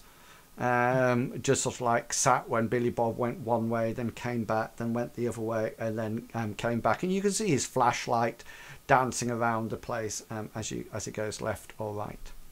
Billy Bob's gonna say they head in the same direction. Well, in which case, we take the advice of my Uncle Stewie then. and Studley will start heading down the right one. Right is right. Yeah. Okay. Then cool. Right is always right. Okay. So you head off down the Is right. it going down? Is there like an incline or anything like that? No, it seems to be all on the same level. Okay, it's 20 to 9, so let's take our first 10-minute break there, so we can have a quick bio break. And if you're watching online, then we'll be back in 10 minutes, or there and bites, however long it takes us. So please do not go away.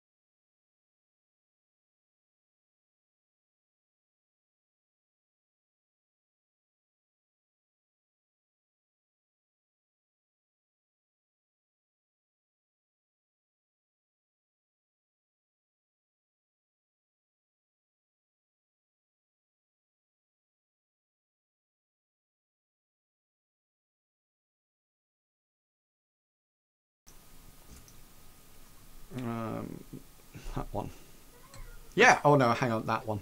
Wrong one. Okay, cool. So welcome back, everyone.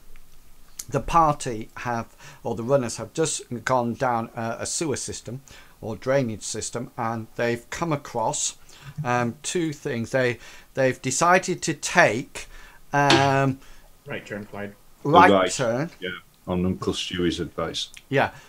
And you're walking down there. And Bodhi, you suddenly notice that your map soft is not working anymore. There seems to be no connection going to the outside world to pick up GPS signals.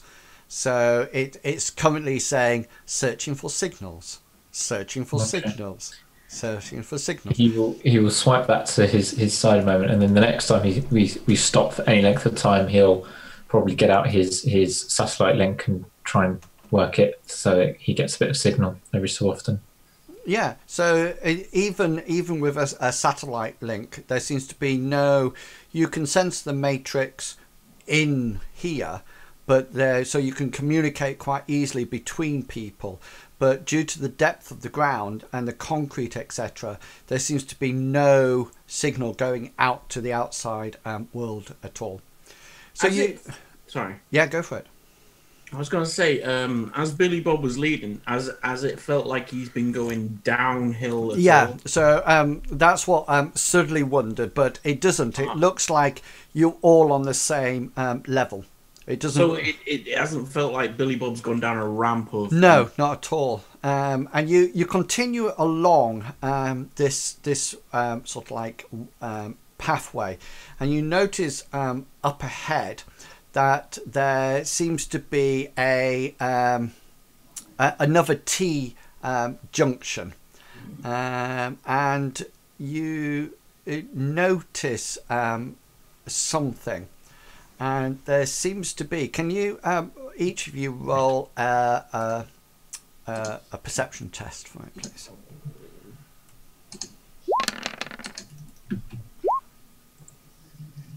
3 for Studley.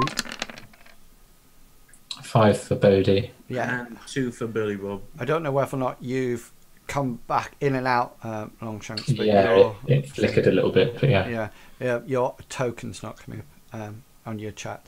So you all see the corridor, the pipes all like goes on, and then it splits into two, and you notice as East you go and west again, or left and right.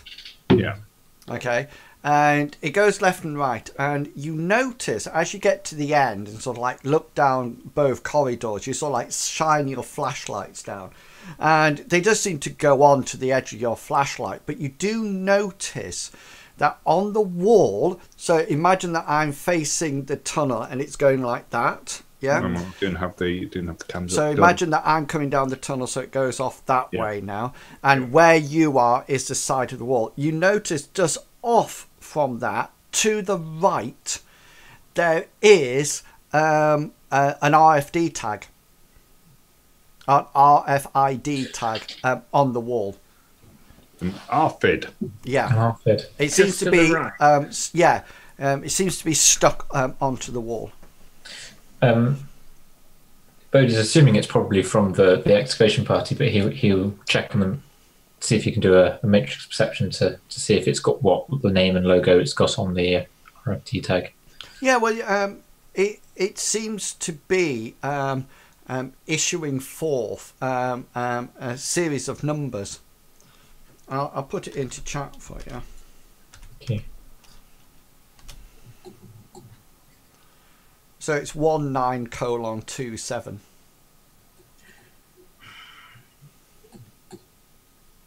Billy Bob's gonna think back on his military tactics and wonder if that's the time they got there. Okay, or so if roll your army. What's your army skill based on? military army What characteristic is it? profession 6 0 Um, dice 9. I don't know whether or not it's based on an attribute. Yeah, because it's 6. It's 6. Can I roll it and have a look, see what it comes up with? No, hang on. I can tell you. No, it's fine to roll it because I want army plus intelligence, and your intelligence is 3. So 6 at 3 is the 9 dice that you would be rolling. So that's absolutely fine. Just roll it. Oh, where'd it go? Skill. Right. Okay.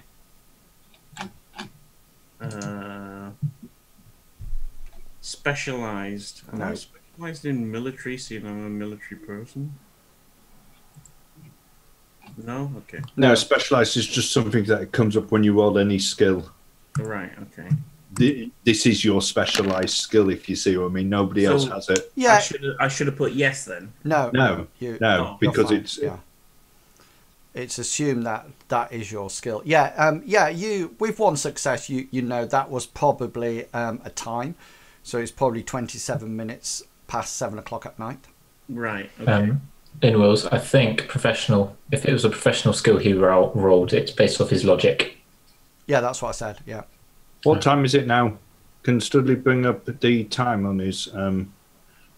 Yeah, all your heads-up display is registering it. So you went down here. I mean, you met at sort of like 2 o'clock in the afternoon.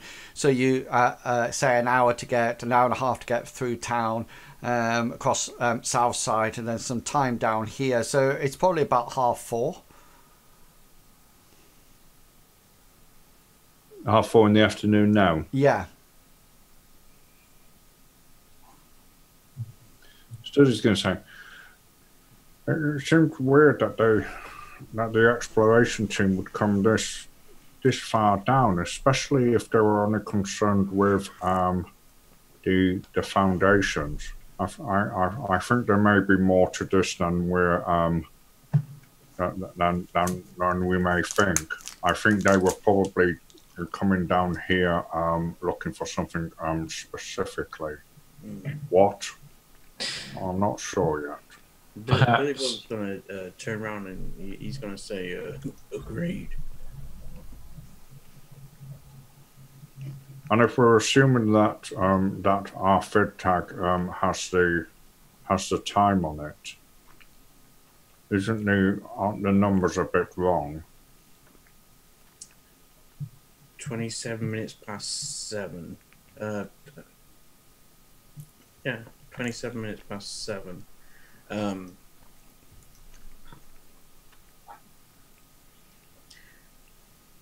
See, that could be one of okay.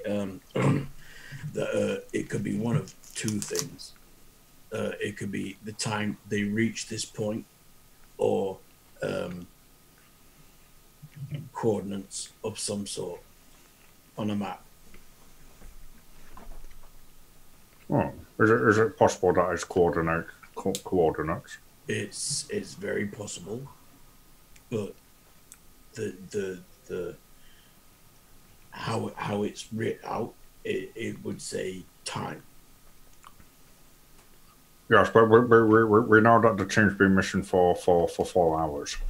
It could be the time it's taken them to get there. Could have taken them 19 minutes and 27 seconds to get there. Yeah. That's what Billy Bob's confirming. He said that could be the time that it took them to get there at that point. As a marker, it took us this amount of time to get here at this point. Is our fid tag slightly off center? Yeah, it's slightly to the right. It would seem by the position of it that they were most likely have gone down to the right. Yes, sir. I don't think we've got any other choice but to go that way and see if we find another one at the next junction. We'll push on. Are we able to do anything with the offered tag? Are we?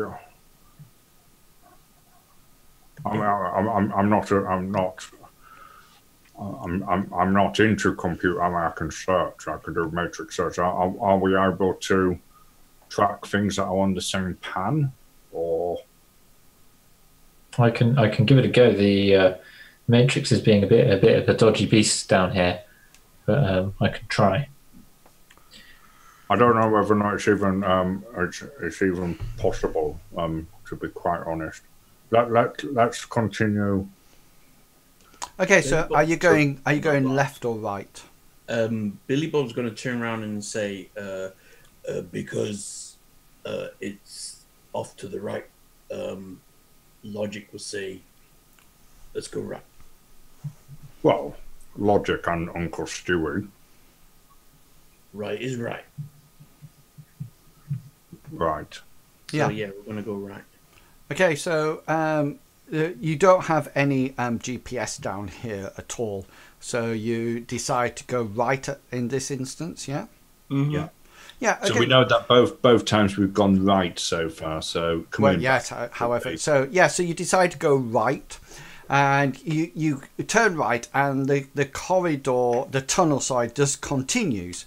And when you shine it down, there's a quite a significant gap. You can't see the end via your torchlight, and so you set off again. And you notice that as you get further and further down this corridor, this pipeline, the amount of water becomes a little bit more substantial. You suddenly find that you can hear with the water as you sort of like drag your feet through it, and it seems to be almost like flowing in the way that you are traveling. It's not a huge torrent of water, it just seems to be a trickle, but when you put your torchlight down you can see it moving. And then you come up to a crossroads. But from my recollection, we would now be moving away from the. Are we moving away from the zone now? No, we'd be moving more into the zone. So we've gone right. No, because it started to head when we first started to go down. It started to head towards the zone, and then it went left and right, and we went right. So that was taking us down to the south. It went right then left, so it was taking us more into the zone. Right. This time is just gone right. If that's correct. It's a crossroads now. So it's you can either go left, right, or straight on. But I'll give you a little bit more information. When you look down the right-hand corridor with your torches, you can sort of like shine it down, and you notice roughly at the end of your torchlight that pipeline turns to the left. As you look down it, directly opposite you, the pipe goes a little distance. Then you can see that it's entering into some kind of chamber, and you can now hear the water seems to be going in that direction, and almost like splashing at the end. So was that straightforward? Yeah, and then the tunnel goes left. And you notice that it just goes on to the edge of your torchlight. You can't see anything up there. And as you sort of like looking around with your torchlight, you do notice that on the floor, on the edge of the tunnel, so not in the torrent, the trickle of water, it's not actually in there. It just seems to have almost like as if it's fallen off the wall. There's an RFID tag. It's not stuck to any wall. It's just sort of like on the tunnel floor. Is it like in the middle, or is it? No, it's more to do. It looks like it might have been on in the direction of the left tunnel and fallen off the wall. It's definitely round the corner of the left. And you can tell straight away in AR that it's got another timestamp on it, and it's saying 19:45.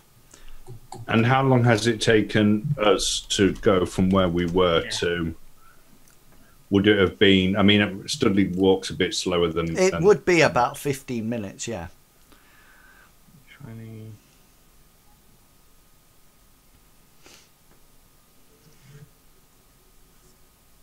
Oh, very, very interesting. They're obviously documenting their movements. Which would make sense considering we're underground and there's no GPS signal. Easy to get lost. Sorry, which way is the water like running? It seems to be go. It seems to go straight down the into the chamber that you can see straight ahead. So if the tag fell off, right? Okay, say the tag fell off the wall. Yeah, like it has done. Yeah. Right. Okay. So Billy Bob's trying to look at this and go, okay, the tags fell off the wall, and the water current is pushed it kind of. No, it hasn't fallen into the water. It fell off the wall. So imagine on the floor. So imagine the tube that you're in. You can see the water here. Say, for example, it was there. It's just fallen into this part. So it hasn't fallen into the water. You figure if it had fallen into the water, it would have actually washed away. Yeah. Yeah. Okay. So it's more the left-hand side. The left corridor. Yeah. So Billy Bob's going to say he's going to turn around and say, "I guess we go left." Oh, very, very confusing now. Billy. In fact, Billy Bob's going to tell him to wait there. He's gonna push right. I don't think we probably have time for another one of your excursions, Mr. Bob. Unfortunately, I think we're going to have to follow the ARFID tags. Who knows what danger these people can be in, and I could also do with ending this pretty quickly. And Bodhi has some information gathering to do for me. Understood. Okay, so Billy Bob's he's just gonna go. Let's go left, and he's gonna lead the way left. Okay. Yeah. So just remember, right, left. Yeah, Billy Bob's got this like all written down. So are you writing this down? I could probably draw a map. I do have some electronic paper with me. Might be it would be quite easy. On a Friday night when we're playing Dungeons and Dragons, I am the map maker. We do use in the second turn foot, in the next turn foot, 8 turns. I am responsible for that. I could probably quickly whip up something. I'll do it now. And he'll get out. Can you hold a torch for me, please, Mr. Bob? And he'll take out a bit of electronic paper and he'll draw a line going down and then come into a crossroads and then extending the right-hand side and then turning left and then come into another T-junction and going right and then come into another crossroads and then going left. Okay, cool. Bob's also gonna ask to write the markers or the time markers on them. Yeah. Okay then. Bodhi's going to try and refix the RFD tag to the wall, so it's not on the floor where when we're looking for it. Yeah, it seems to have lost its almost like its stickiness. Okay. You might think it's either was defective or something's knocked it off. I think that's a problem with the mass-produced electronic devices of nowadays. Don't mix oil with water. And just so you are aware, my map is not to scale. Why not? We're going to head down the left hand. So we're heading left. So you're going left, yeah? Yeah. Cool. Okay. As you go left, you sort of like head down the corridor. and it sort of like goes for some distance that you're sort of like walking along by it. And as you walk along, can Studley and Bodhi, can you make reaction plus intuition rolls, please? And tell me if you get over 3. Reaction plus intuition. Yeah. I got 5 successes. Okay. Reaction plus intuition. You can roll surprise test on your attribute rolls. Yeah, Jugs. it's just a surprise test. All right. Is there a modifier? I need to put 2 there.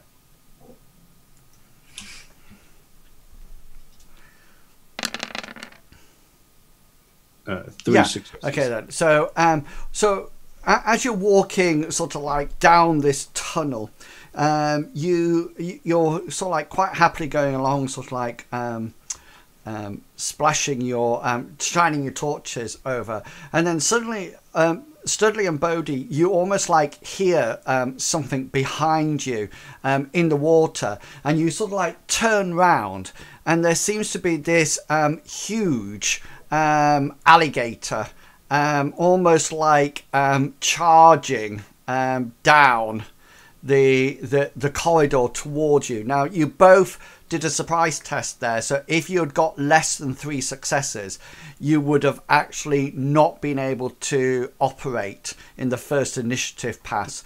But because you succeeded, you can actually react. So I would like everybody, please, to roll some initiatives for me. The first thing Billy Bob wants to do is... Hang on, don't do anything until we get initiative order in, and then we can see what everybody is Hang doing. on a moment. Am I rolling the right number of... Holy crap, 19! That's what I'm trying to work out. I don't know if I'm rolling the right number of dice. You didn't do, yeah. No, I did the normal physical, but for some reason it has 2 d6s on it. I don't think it should have 2 d6s. Have you got your edge ticked? No. Yeah, it's got 2d6s. Yeah, I know. That's what I said. I don't think I should be rolling 2 d6s. My reaction's not that good. My reaction's So 2. in your physical, when it says 6 plus 0, then it said, does it say plus 2? I've got 7 plus 0 plus 2. That's what it. I haven't touched it. That's what it was. 0 plus 2. Well, Yeah. we don't know what your character has. So, is there anything? Does it have wide reflexes? Nope, So, nothing like that. Anything like? See, mine has 11 plus No. There's something else that gives it. d6. I've got intuition. So intuition 5. What Reaction cyberware have you got? none. You got Nothing no like that. cyberware, no data jack, or Oh no, I've got a data jack, but I don't have anything else. in which case it's 1 then. Yeah, that's what it should be. So that's all right. It's done, because what we can do, you roll your 2 d6s was a 6 and a 6. So all we need to do is take a 6 off, Yeah. Okay. to give it 13 like that, and then that will be it. Okay, so so at this point, Studley and Bodhi, you turn round and you see the crocodile coming towards you, and Billy Bob, you will just roll your surprise roll, and then we can make sure that you can react as well. Surprise. You just need 3 successes or higher. 5. Yeah, that's absolutely cool. So you sort of like pick up the sound behind you and turn around, and you see this alligator. It looks quite big, and it looks like it's on a charge. So it's sort of like you can see its little stumpy legs going on, and its tail lashing backwards and forwards, and it's obviously approaching at some speed. So Billy Bob, you're up. What would you like to do? His free action, he's going to turn around and say, get behind me, and then he's going to extend his hand blade. Okay, and so that's it. That's your action done. Studley, you up next. Studley almost like drops down to the floor, but not completely. He sort of like drops down to one knee, and he puts his hands on the actual floor. And as he does that, you hear him muttering a spell, and ice starts to come out along the corridor, heading out towards the. Nice no ice idea, sheet. and I have no idea what the area of effect of this is, but I want it to come from me. You want it to do what, sorry? Come from me, heading towards the alligator. Oh, excellent. So it's a combat spell, is it? It's a manipulation spell, but it's the range is line of sight area. Yeah. So He'll actually do it with one hand. So he'll just drop to one knee and put one hand on, because the other hand's got a torch. Torch in it, yeah. The sheet, no. Area, yeah. Okay. The ice spikes that you're throwing out. Physical. It's ice sheet, Billy Bob. Ice sheet. Range. Here we go.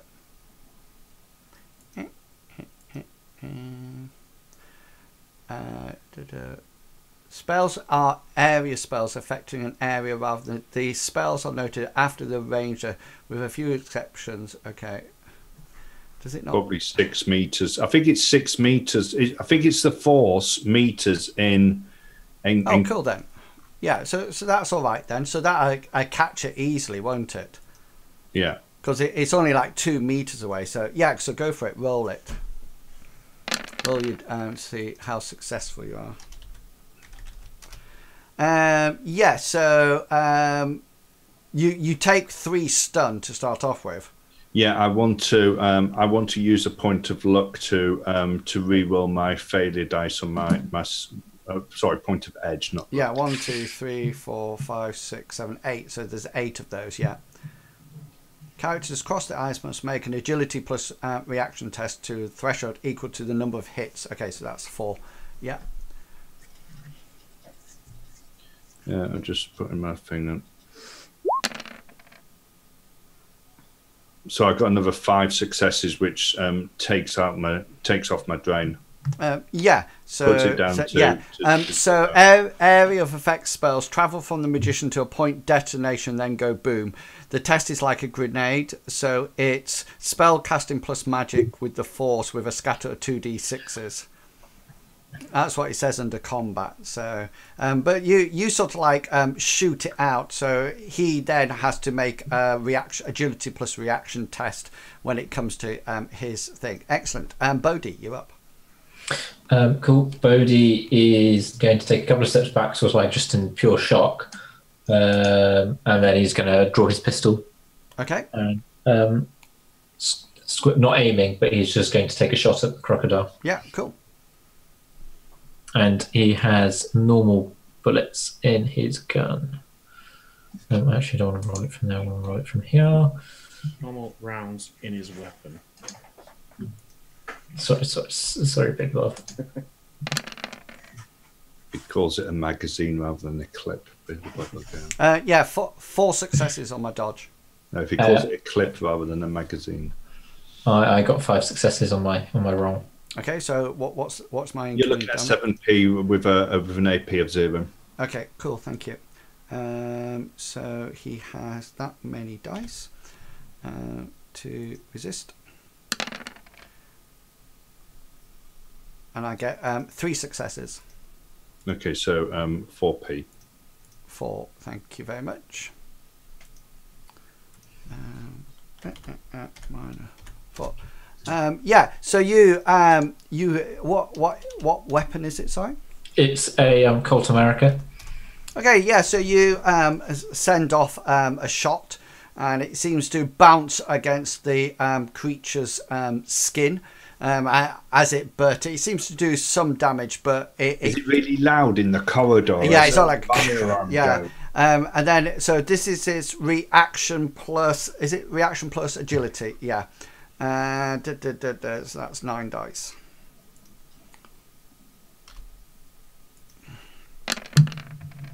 I get 2 successes.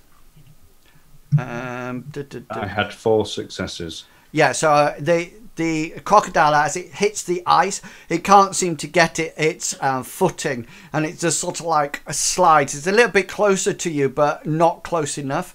And you notice that it's now prone on the floor. It sort of like goes like that. It's sort of like on its back with its legs flailing, and it's trying to get back upright. So that's my thing. So now you can adjust your initiatives now, and then it'll be Billy Bob. You're next up on 6. Sorry. So Billy Bob's gonna kind of charge forward. Yeah, you can use your movement. With his. Oh wait. Oh yeah, he's got plenty of room there. It was there, but it was there. That's fine, yeah. So yeah, he's going to charge forward and he's going to stab at the crocodile's head. Okay. So as you go on to there, past him, Studley used his free action to go ice. Yeah. So roll your agility plus your reaction. Agility plus my reactions. That's 5 plus 6. That's 11.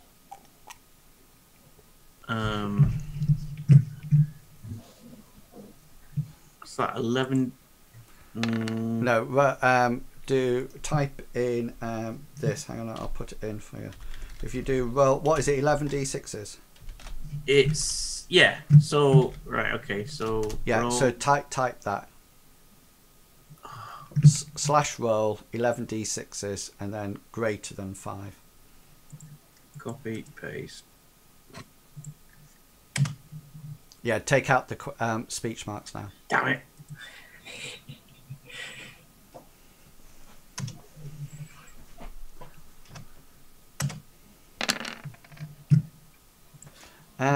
Yeah, that's cool. So 3 successes.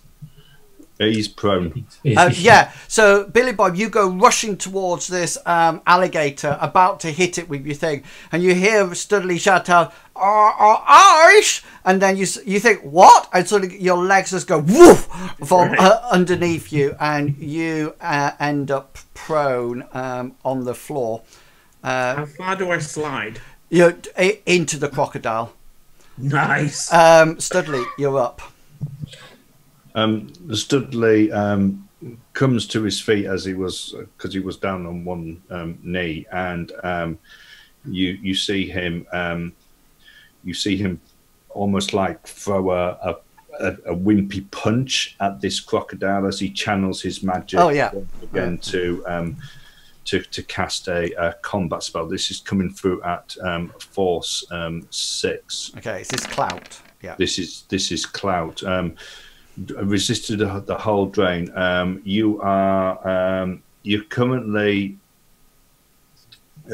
if you do your thing, you're looking at 10 at the moment. What's my saving throw? You can dodge it. Oh, so I could do a normal reaction plus intuition. When you're I don't know whether or not you can, because you're prone. Can you dodge when you're prone? Well, the thing is, he's going to be prone, and he's also injured as well. So, but I'm just going to say that I would normally roll 6 dice, but I'm going to roll 3 instead. Okay, but this is a dodge roll that you're doing. Yeah. Okay, that's fine. 1 success. Yeah. Okay, so you're looking at 9 currently. It is for my armor roll now. Yeah, but you've got a -6 AP to this because it's linked to the a -6. Yeah. AP. Right. I can't because I've only got 5 dice. Okay, so you're looking at 9 stun or 9 boxes of whatever. Yeah. So 9 boxes wax into it, and sort of like, whereabouts would you like to hit it? I'd probably try to hit it between the eyes. Yes. With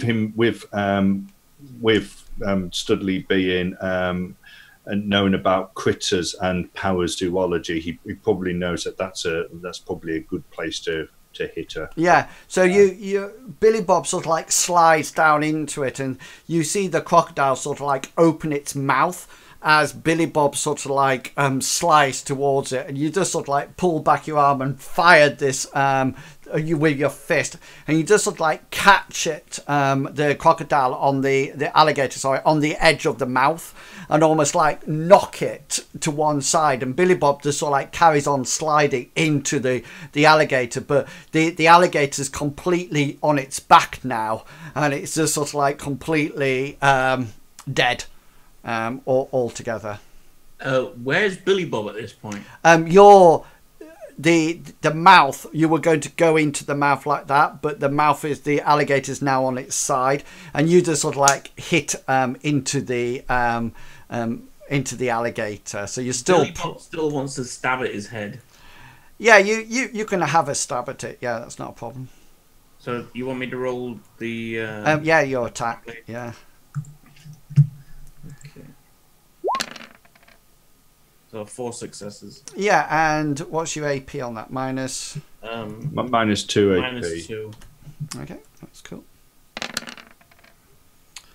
Yeah, and you sort of like just ram the your hand blade down into the alligator's sort of like head, and pull it out, and just sort of like the blood starts to seep into the surrounding water, and makes your ice, Studley, even more slippery as it sort of like spreads out of the way.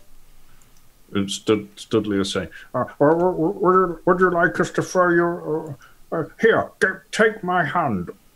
Yeah, so you managed to pull Studley back away from the ice sheet that covers the floor, and you sort of like standing up, and Billy Bob, you're a bit damp on your back now, because he's just sort of like been on the ice, and there's a bit of crocodile blood all over you as well.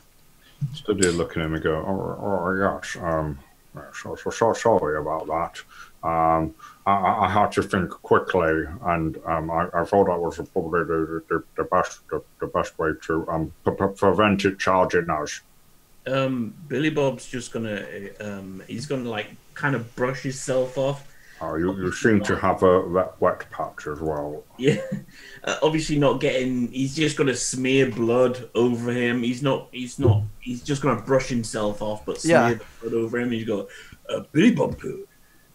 I don't think it was stain. Well, the blood might, but the ice was only frozen water, of course. So. Yeah, so you sort of like pick Billy Bob up off the floor, and sort of like he dusts himself off, and you see the dead alligator that's lying there, seeping blood into the water that seems to be trickling back towards that circular room that you were in.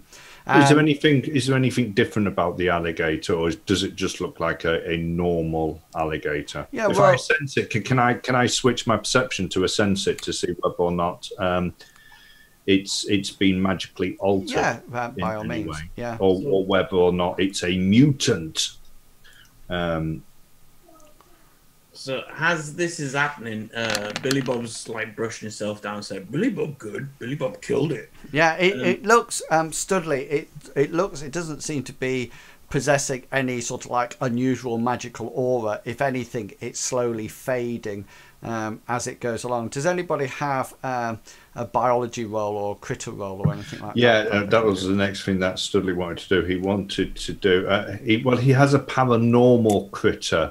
I don't know, but he also has power zoology. Well, roll powers zoology, but take -2 to the dice roll. So what's that happening? Bodhi would have been keeping an eye out in the opposite direction, and he'd be carefully and deliberately attaching his suppressor or silencer to the end of his Colt America. Yeah, okay. Yeah, it looks like a normal alligator, Studley. It doesn't look anything different. But as far as Studley knows, they're not indigenous to the... You do know that crocodiles tend to like, if they can get in from water banks and things, river banks and things like that, they're quite at home in sewer systems or drainage systems, mainly because there's a lot of things like small rodents here as well, which can do food. It doesn't look the healthiest of alligators. And people have had extreme pets over the years as well. Yeah, exactly. And they live a long time. So yeah, you look around and Bodhi's attaching a silencer to the end of his pistol. And he's gonna say, "Sorry about that. I didn't think earlier that shot was a bit loud." Yeah, Billy Bob's gonna like rub his ears. Yeah, I think most things will probably either know that we're coming, which for the people who would come down here might be a good thing, as they would then know that there's actually rescuers coming down. But for any other things like more alligators, I think it was probably a bad thing. I'm sorry about that, but what am I supposed to do? Just stand there and let the alligator come and say hello and kiss my foot? I don't think so. Yeah, so we would have to get through Mr. Bob and me before it got to you. I don't think we had much to worry about. So, continuing down this corridor, after a good almost like 20-25 minutes walking down it, you notice that it comes to a little round chamber. When I say a round chamber, I'm always talking about the joining of a T-junction, but it's been rounded out. Like a roundabout. Yeah, so it's not. And you notice that on your tunnel side, on the left-hand side, there's an RFID tag with 20:10 on it. So it's going back on itself? No. To the left? It's on your side. So if the T-junction is here, the RFID tag is on this wall. So if we went, say for example, this way's north. Wait, this way's north. Then we went east. Is this another T-junction? Yeah, it's a T-junction. You could go left or right. And is it on the left one? No, it's on your corridor. Again. Sorry, it's a T-junction or a... It's a T-junction, so it goes like that. West. Yeah. But the RFID tag is... Hang on, I'll do it. I'll show you it. Oh, sorry. I thought you said it was like a roundabout. It's there, but this is more like that. It's not so like it's like a small chamber. Okay, so it's not exactly a roundabout. It's just a T-junction with a circular area in it. Yeah. Okay. I think it's very interesting that there's a circle area. I wonder whether or not it's some type of inspection hatch. I wonder whether or not there's actually a manhole above us. And Studley's going to go to the find out. Go to the middle of it and shine his see whether does it go up further than the... No, it just seems to be like a more circular chamber. It seems to be slightly domed, and you notice as you shine your torch both left and right that the corridors, the tunnels continue, and then they both turn to the corridor that goes to the right goes along and then turns left, and the corridor that goes to the left goes along and turns right. Corridor that goes to the left. So what they actually They both go on each other. Okay. This one goes that way. Yeah. And this one goes that way. I think it's very interesting that they haven't placed the RFID. Is it actually on the wall still? Yeah, it's actually on the wall where that little red dash is. Is it on the left or the right? It's on the, as you're standing at the T-junction, it's on the left-hand wall. So it would be sort of like, like that. Okay, so Billy Bob's going to say, we go left. Well, if it was down the left-hand corridor, then I could understand your logic, Mr. Bob. But it's currently not. It's on the corridor that we are. But it's on the left-hand side of the corridor that we are. Well, Unfortunately, it doesn't matter which side of it is. It would be down what corridor. We can't just change the way that we're doing things. If it had been actually going down the left-hand corridor, then we would have gone left. But unfortunately, it wasn't. So Uncle Stewie then takes precedence, and right is always right. But if they intended to go right, I'm sure they would have put it on the right-hand wall. No, what were the other walls? Which one of the other ones were they all? Weren't they all on the left-hand wall? They were all on the wall of the turning they took. Yes. But as in they were so they would be, and then Bodhi walks into the center and say if they went left, he points onto the left-hand side of the turning. The two junctions said they'd be on that wall, and then they would be on that wall, and he points to the other direction. That's where they have been. Going back, there wasn't on the first turning. There wasn't a ID tag, was there? Or No. Can Billy Bob roll a memory check? No, there wasn't. You know it wasn't. As you're having this discussion, your voice, just like the gunshot, is quite echoey in the corridors. No, the decision is yours to make, Mr. Bob. You're the resident expert. And it's full of water. Yeah, you notice that the water, it's a bit like the map at the moment that you're sort of like walking through, and you notice that it all flows back down to that crossroads with the circular room ahead of it. So everything at the moment is going into that circle. Yeah.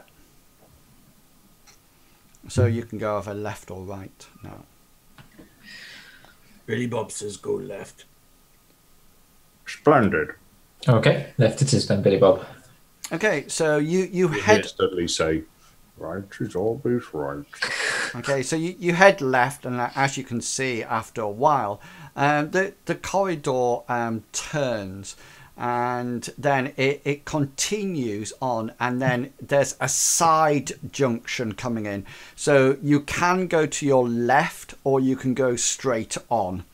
And you notice that on the junction, just sort of like on your wall on the junction, a bit like how this one was, there's another tag, and it says 2037. On the left? Yeah, on the same side as, so just before the turning to the left, it's just on the wall a little bit before that.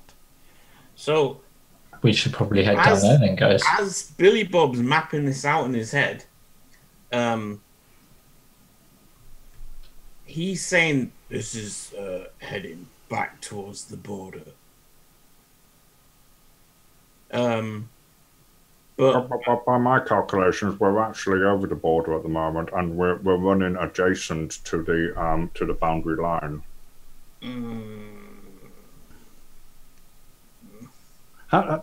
From the junction, where it was the round bit, to where we are now. Yeah. How long have we travelled? How us moving down there at our normal speed? How much time has passed? Roughly about 10-15 minutes. And so from the last one that we've seen at 2011 is now 2037. Is that correct? Yeah. Yeah. So chances are about half an hour. At the last one, the one which was read in 2011, they were unsure of which way to go at that point. So they might have taken on to Stewie's advice and gone right, found out that that wasn't the way that they wanted to go, and then therefore had to backpedal and come this way, which they then marked. The other alternative could be that they have already split up into several groups. I'm sure they would have marked each accordingly. Which may, Mr. Bob? Well, from your logic at the previous junction, we will be going left, I presume. On my military basis. I've been thinking, guys, perhaps. Not on the basis that the person who has the ID tags could be walking on the left-hand side and just putting them on the wall closest to them. Was that the type of logic? Going on the style of what we've seen already, or what I've seen already, they are pretty clued up. Yes. Oh, and on that, I've been thinking. It seems to me that they know exactly where they're going, as opposed to wandering around aimlessly, like a little bit like we are. Perhaps they have. So Billy Bob's going to actually explain to them that they're either ex-military or they're probably ex-military anyway, but they've probably gone mercenary. Are we talking about the whole team, Mr. Bob, even the paleontologist? What was he, a sniper of some sort, and then decided that, I'm bored of that, I'm going to go into paleontology? If you're going into an unknown area, who would you rather send? Experts. Not like us. I think we're missing the bigger picture here. Is that from the information that we had, they were actually digging. They were concerned about a passageway that they found when looking to excavate some foundations. Anybody else would have just filled in the passageway and carried on. They would not want to go down and explore it in case they did find something, would then stop the actual construction taking place. What else was down here? The team that has come down here obviously knows what they have come into. That is why it is such a specialized team. Agreed. But I think what does a speleo? It's something to do with caves. I can't say because I can't see it. I can't. Sorry, What's a speleologist? It's something to do with caving. Okay, Billy Bob wants to try his tracking again. He's going to look left and he's going to look right, see if there's any distilled movement in one direction and not in the other, seeing that every direction's running into the center. Yeah, so roll your tracking. Oh, where's that called? Yeah, you see, study of caves. So almost like they used to sort of like underground looking for formations. I think the interesting thing with all this is that we are assuming that these ARFID tags have actually been left by the people we are trying to find. Billy Bob, you can't see anything. There's still this water down that seems to be draining back the way you came. And you figure that if anybody had stood round about, there's no sign of mud or dust or anything to demonstrate that they would be there. And if they were walking through the water, then tracks would have been erased, within seconds. See, he's thinking more along the lines of like spider webs and cobwebs and. No, there's nothing like that in the tunnel at all. Then Billy Bob's just going to turn around and go, would you like to lead the way? Well, we go left until we come to another junction, Mr. Bob. And if we come to another junction and there's no RFID tag, then we will have to, of course, backtrack and go to the right. We will have to carry out the process by elimination, unfortunately. Okay, then. So you go left, and you start to walk down the corridor, and after a certain distance it starts to turn left again, so it's almost like it's not going back, it's almost like turning to go back parallel to your original corridor that you were on, the original pipe. Could you make perception rolls for me, please? You need 3 or above to see this. Nope.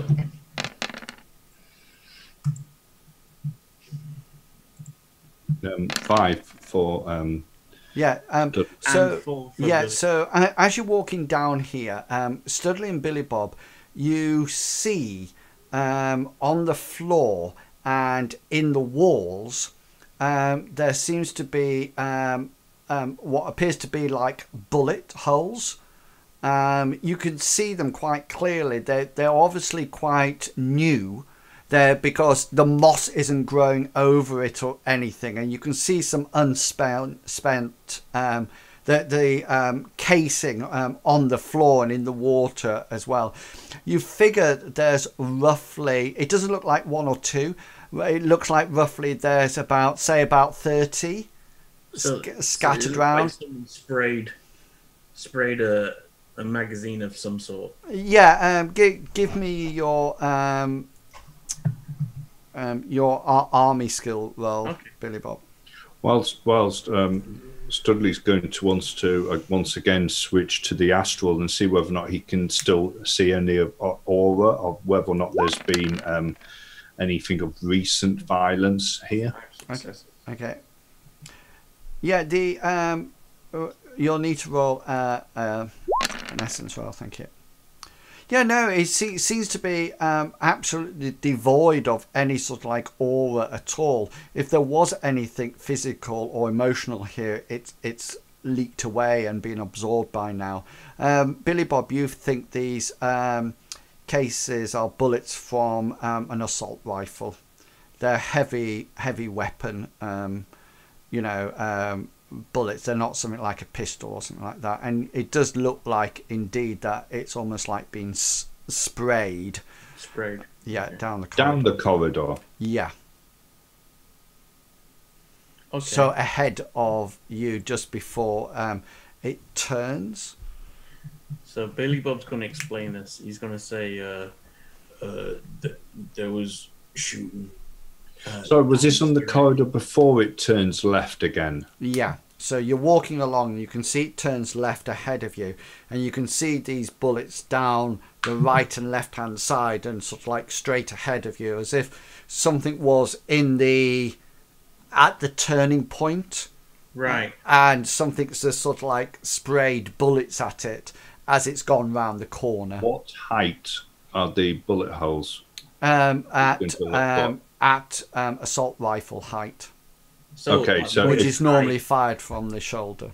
Yeah. Okay, so if it was an alligator they were firing off, the bullet holes would have been probably lower. Yeah, the bullet holes are if they were firing at an alligator, they were really bad shots. Because the alligator was climbing down the wall.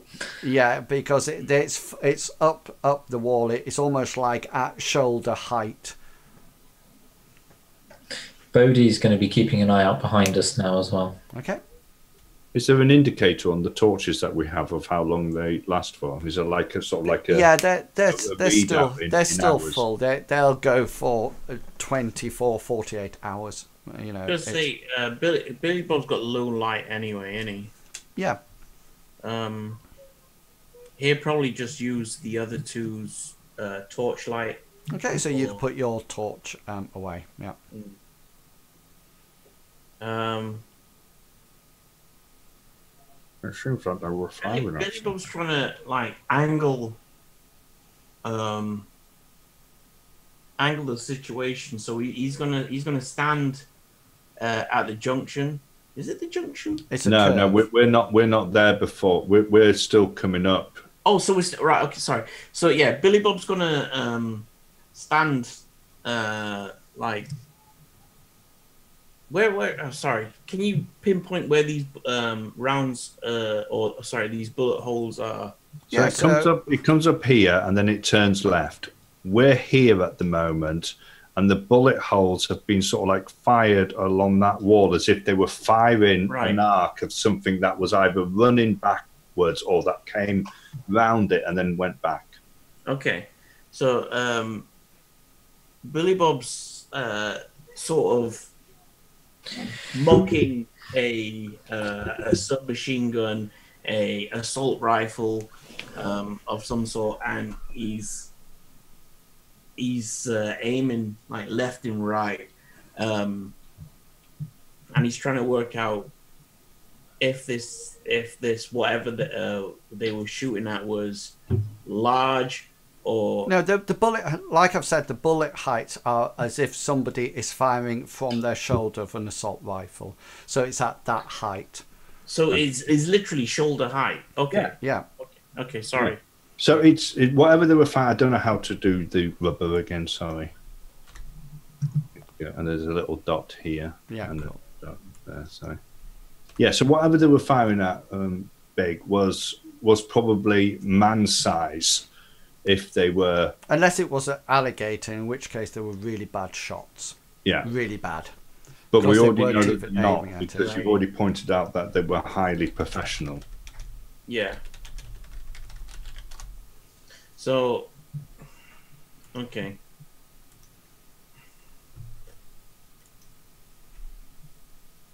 Yeah. So what do you all want to do?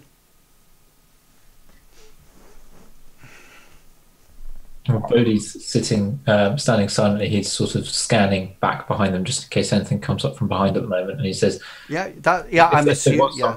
And he goes, if there was something around here, we probably, I can't see a body, so, or any bodies at all from around here. So they've either missed it or pissed it off. So I don't think we should hang around here for too long. Billy Bob wants to go up to the junction. The corner, yeah. To the corner and kind of like peek down it, see if he can see anything. Studley's going to have to go with him because Billy Bob's put his light away. And low light, there has to be some type of light. Yeah, so there's no light. So when you turn around and look through that corridor, down the corridor, you won't be able to see anything because there's literally no light there until Studley shines the torch down. And then it amplifies the light that... What about the thermographic vision in was? Yeah. Is that picking anything up? Are you putting your goggles on? Oh, sorry, I assumed that we all had them on because we were given them. No, because we'd be literally... That's why I've got a torch. That's why you've got torches on. So if you want to put your thermographic goggles on... yeah, no, Billy Bob's just... he's going to... Well, Studley comes around as well, and he'll just shine the torch down. Yeah, so the corridor, the tunnel continues down, Studley, as you sort of like shine the torch down. You can see that it goes for another 5-minute walk, and then it opens out into like a chamber. It looks quite substantial. It doesn't look it doesn't look that substantial. You estimate about 2 meters square. Which way the water running at this point? The water always runs back towards the way you came and to that circular room that you saw right at the beginning. Okay, and there's no more, or Billy Bob can't see no more rounds down the other corridor. You can't see any ahead of you, no. You can't see into the chamber yet because you're too far away. Okay, Billy Bob's gonna turn around and say, maybe they retreated.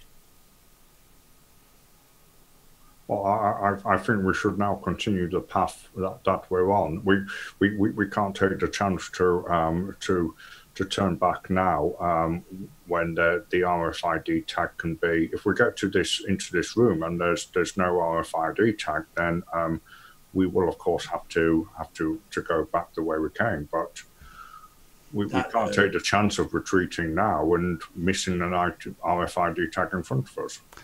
Bodhi, did you say you were putting your thermographic goggles on or not?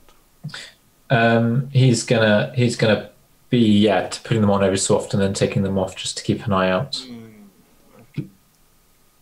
So he's going to have them on. He's going to have them on. Check, and then if he can't see anything, he's going to he's got them on his head, and then he's sort of like forehead, wearing them as sunglasses, and then every so often, whenever we stop, he's going to flick them down, have a quick scan, see if he can see anything, then he's going to put them back up again. Okay, so every time you stop, you're doing that. Yeah, cool. Yeah, so Billy Bob's going to try and say that's fine, we can go on ahead, but if they seen something or come across something and there's no more contact aroused, I'm guessing they retreated in some form. Yes, I mean, that would be logical, Mr. Bob. So we will push on then. And Billy Bob's going to lead on. Okay, yeah, so you set off again. Bodhi, you take your goggles off because we're moving once more. And you all sort of like go down into this sort of like 2-meter square chamber. Now, it's inside the chamber. It's a dead end. There's no exits out of it. But scanning your torches around the place, it's roughly about 2 meters square, like I said, and you notice that across the walls are they seem to be covered with some kind of pictogram across the wall that seems to be created in sort of like a reddish brown ink, for want of a better word. And on the ground itself, there seems to be no water in here. It seems to be have flown out quite a while ago, and it seems to be quite dry. And you can see that there's what appears to be small piles of ashes. There's some burnt down candles, so the wax is all sort of like spread out, and the wick is almost like gone. There's also seems to be some kind of dry herbs in piles, and also several piles of what appear to be small bones, probably the size of maybe something like a cat or dog or rat or something like that. Definitely not human.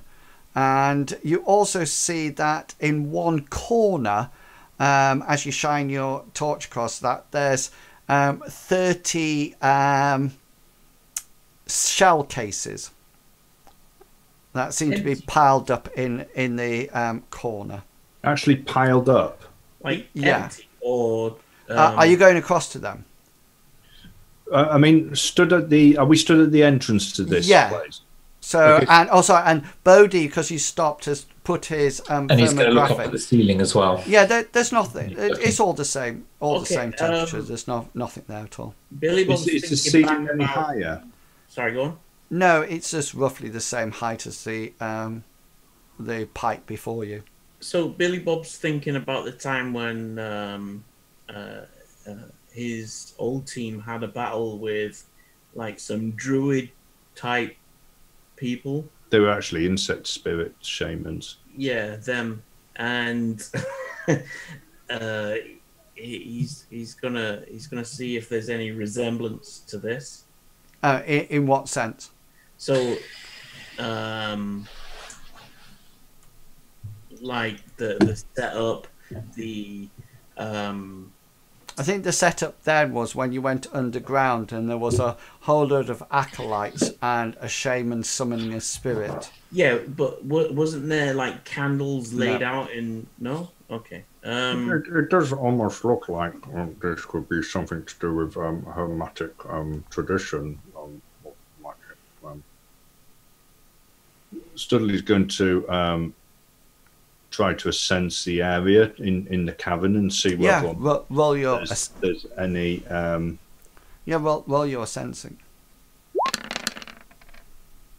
Yeah, there's not even a background count in here, and things like the bones have, or it has no sort of like sense of life on them at all.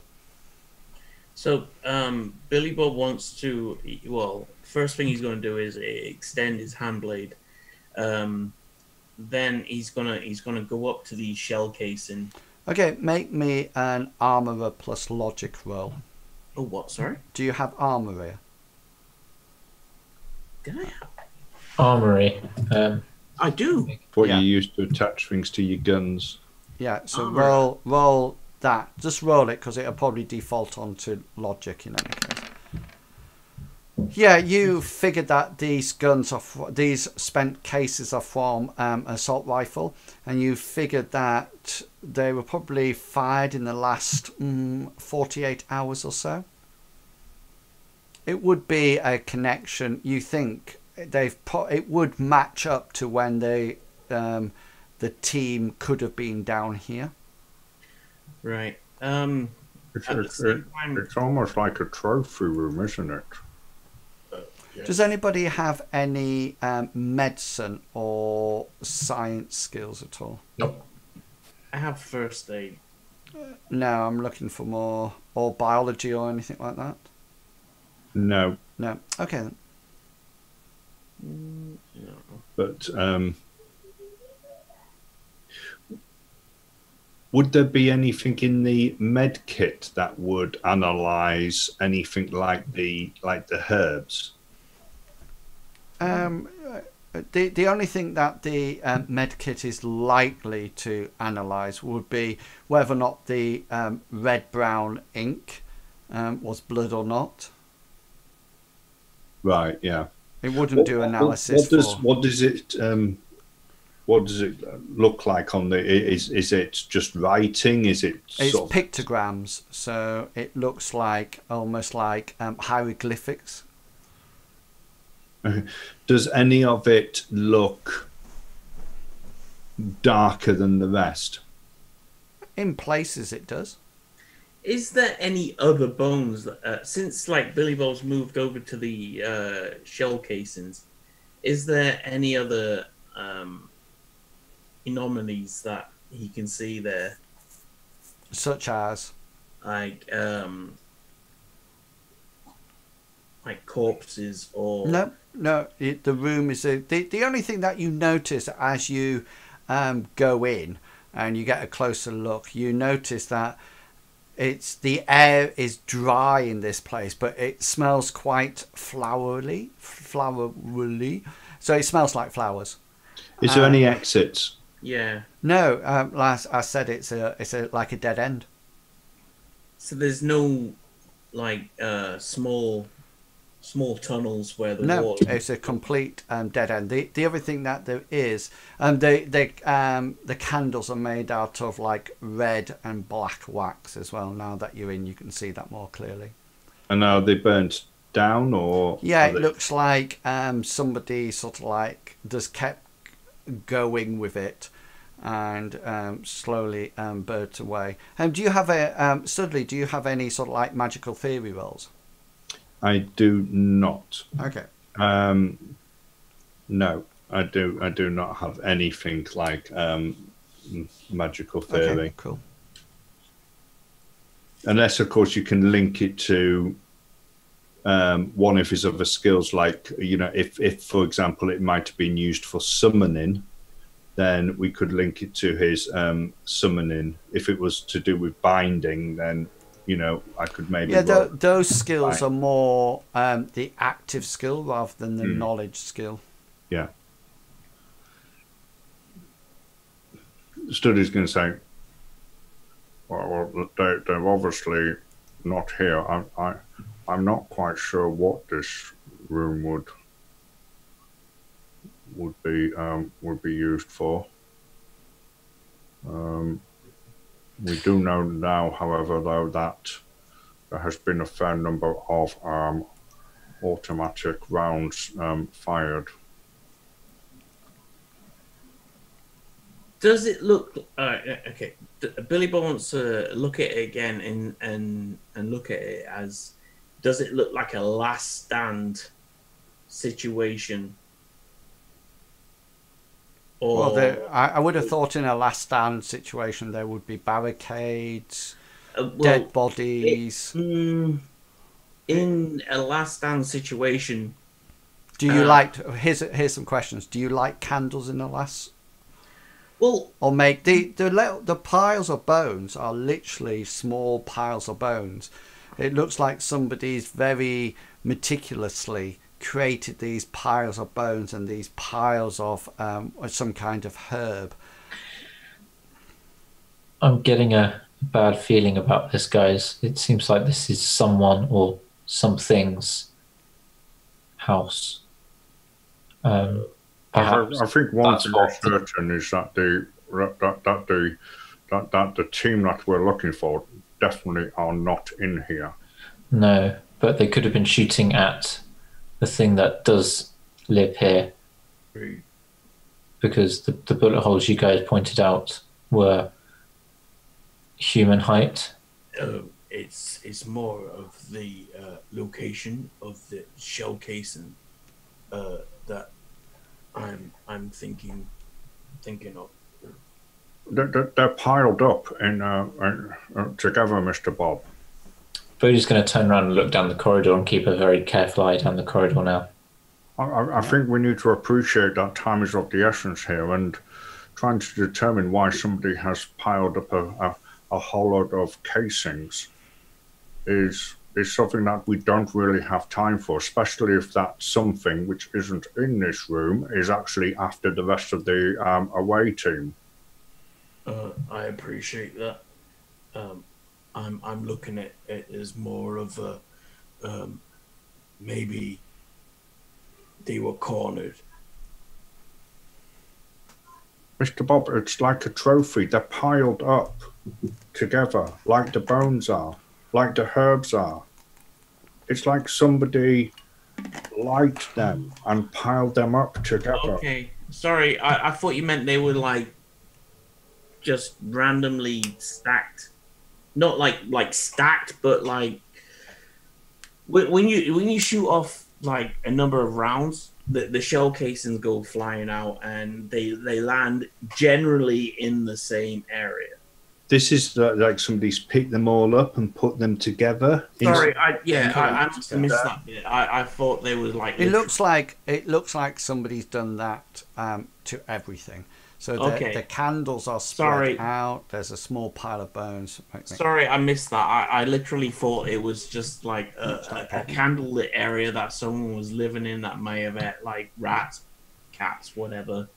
And they've come in and they're like going, oh shit, there's a big crocodile, whatever. I'll tell you how I imagined it when Inwells was describing it. I was imagining the trophy room in Predator. Do you know when they go in and the predators and each of the things that they've killed is just sort of like displayed? Right. But I was thinking of that on a smaller scale. Okay. No. Right. Okay. Okay. So what are you guys doing? Bodhi's still looking down the corridor with his thermographics on. We're going to backtrack. So we're going to backtrack and then go to when we're going to head round to the right, and then when we come to the next T junction, we're going to have the left. Okay, so you head left, and this for the first time, you asked about it beforehand, but on this time it becomes quite apparent. There's definitely an angle to the tunnel. And you notice that the water, as you get closer and closer, because it is stopped earlier on, now seems to be flowing down towards the end of it. And as you get closer and closer and closer, you start to hear the noise of a waterfall.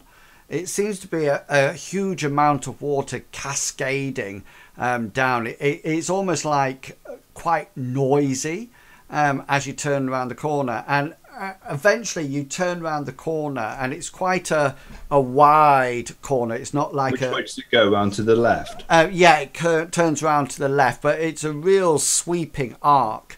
And then you eventually get to the end and you see that there's like 6 pipes, excluding yours, coming in from all different angles and heights. And there seems to be water just cascading down and going straight down like a hole. And the water is just going to see go straight down, and you sort of like get close to the edge and sort of like look over, and you can see the bottom of it as the water just crashes down, down to the sort of like almost like a level below, and the water crashes down and then flows off, and just by the edge of it, there's firmly attached. There's an RFD tag that says 2103. It's about, just so you know, the hole is big enough to sort of like fit a well-equipped troll down, so it's quite circular. But it's about a 16-meter gap down. And as you look around, you notice the RFID tag there. You suddenly notice that the team probably passed this way, so it looks like you're going to have to climb down. And that seems to be a suitable point to leave it for tonight. So next week we will start by watching you do some climbing. I hope you've all got some gymnastic skills. That's all I can was say. hoping that Studley could just get put in a harness and then lowered, and then lowered down, so he looks like a turtle on his. Cool. I think Billy Bob can do that. And then there was me hoping Studley would just step off into the middle of the hole and not fall, but just float down. Billy Bob's just on a levitation spell. For the best. Don't have anything. 200 foot later. Excellent. So we will leave it there. So does anybody? I'll do my announcements first, and then you can add anything else that you guys want to say. So we will be back on Thursday for some Call of Cthulhu with Peabody and Webber and Dr. King, who are trying to track down, almost like another search and rescue mission. Actually, they're trying to locate Mr. Murphy Johnson's missing daughter, Rose. Yeah, Rose. And they've got to a certain part where Mr. Webber and Mr. Peabody were underneath the Egyptian theatre in London in the Victorian times, and found an Egyptian sarcophagus and a scrap of Rose's dress before they had to unfortunately leave. So we'll be seeing what happens with them on Thursday night when we play Call of Cthulhu. I just say on that note, yeah, that episode literally gave me goosebumps. Yeah. Was it my acting that did that? Oh yes, it was definitely your act. And then on Saturday I will be streaming at 3 o'clock playing Elder Scrolls Online, and at 7 o'clock we will be venturing once more into the world of Mithras, where the party are having an interesting journey with a group of rather frustrated and at each other's throat sort of party. So if you'd like the RPG things, and don't forget we stream here every Tuesday at 7 o'clock with Shadowrun, every Thursday at 7 o'clock with Call of Cthulhu, and then every Saturday at 7 o'clock with Mithras. So if you enjoy that, then press that follow button and come and join us. Right, guys, do you have any other announcements that you would like to give? I do not. Okay. Anyone else? August at some point, I have my third match, wrestling wise. Oh, excellent. Are you streaming it again? I'm gonna try. I understand that last time the internet was not that good. It was alright. It was watching it back. It was like really bad Chinese dub movie. But that added to the atmosphere so much. I thought that was. But, I thought you were going for that. Yes, that's what I was going for. No, you should do a video edit and put Chinese dubs in it underneath. Fight me. But on my YouTube channel, in my what do you call it, the list that you say Playlist. the what? Yeah, Subscription playlist. list. In the playlist, in my playlist, there's a list that says my matches. Cool. That's where it would be properly. It's actually recorded. Oh, nice. Awesome. We'll go and have a look. So, right, guys. So, thank you very much for playing Shadowrun. If you are watching the stream, then thank you very much for coming along and supporting the stream. And we will see you all on Thursday night at 7 o'clock for some Call of Cthulhu. Until then, please remember to be who you are and say what you feel, because the people who mind don't matter, and the people who matter don't mind. Have fun. And I will catch you all later. And until then, consider yourself well and truly waffled. Have fun, guys. Bye. The playlist that says hot things.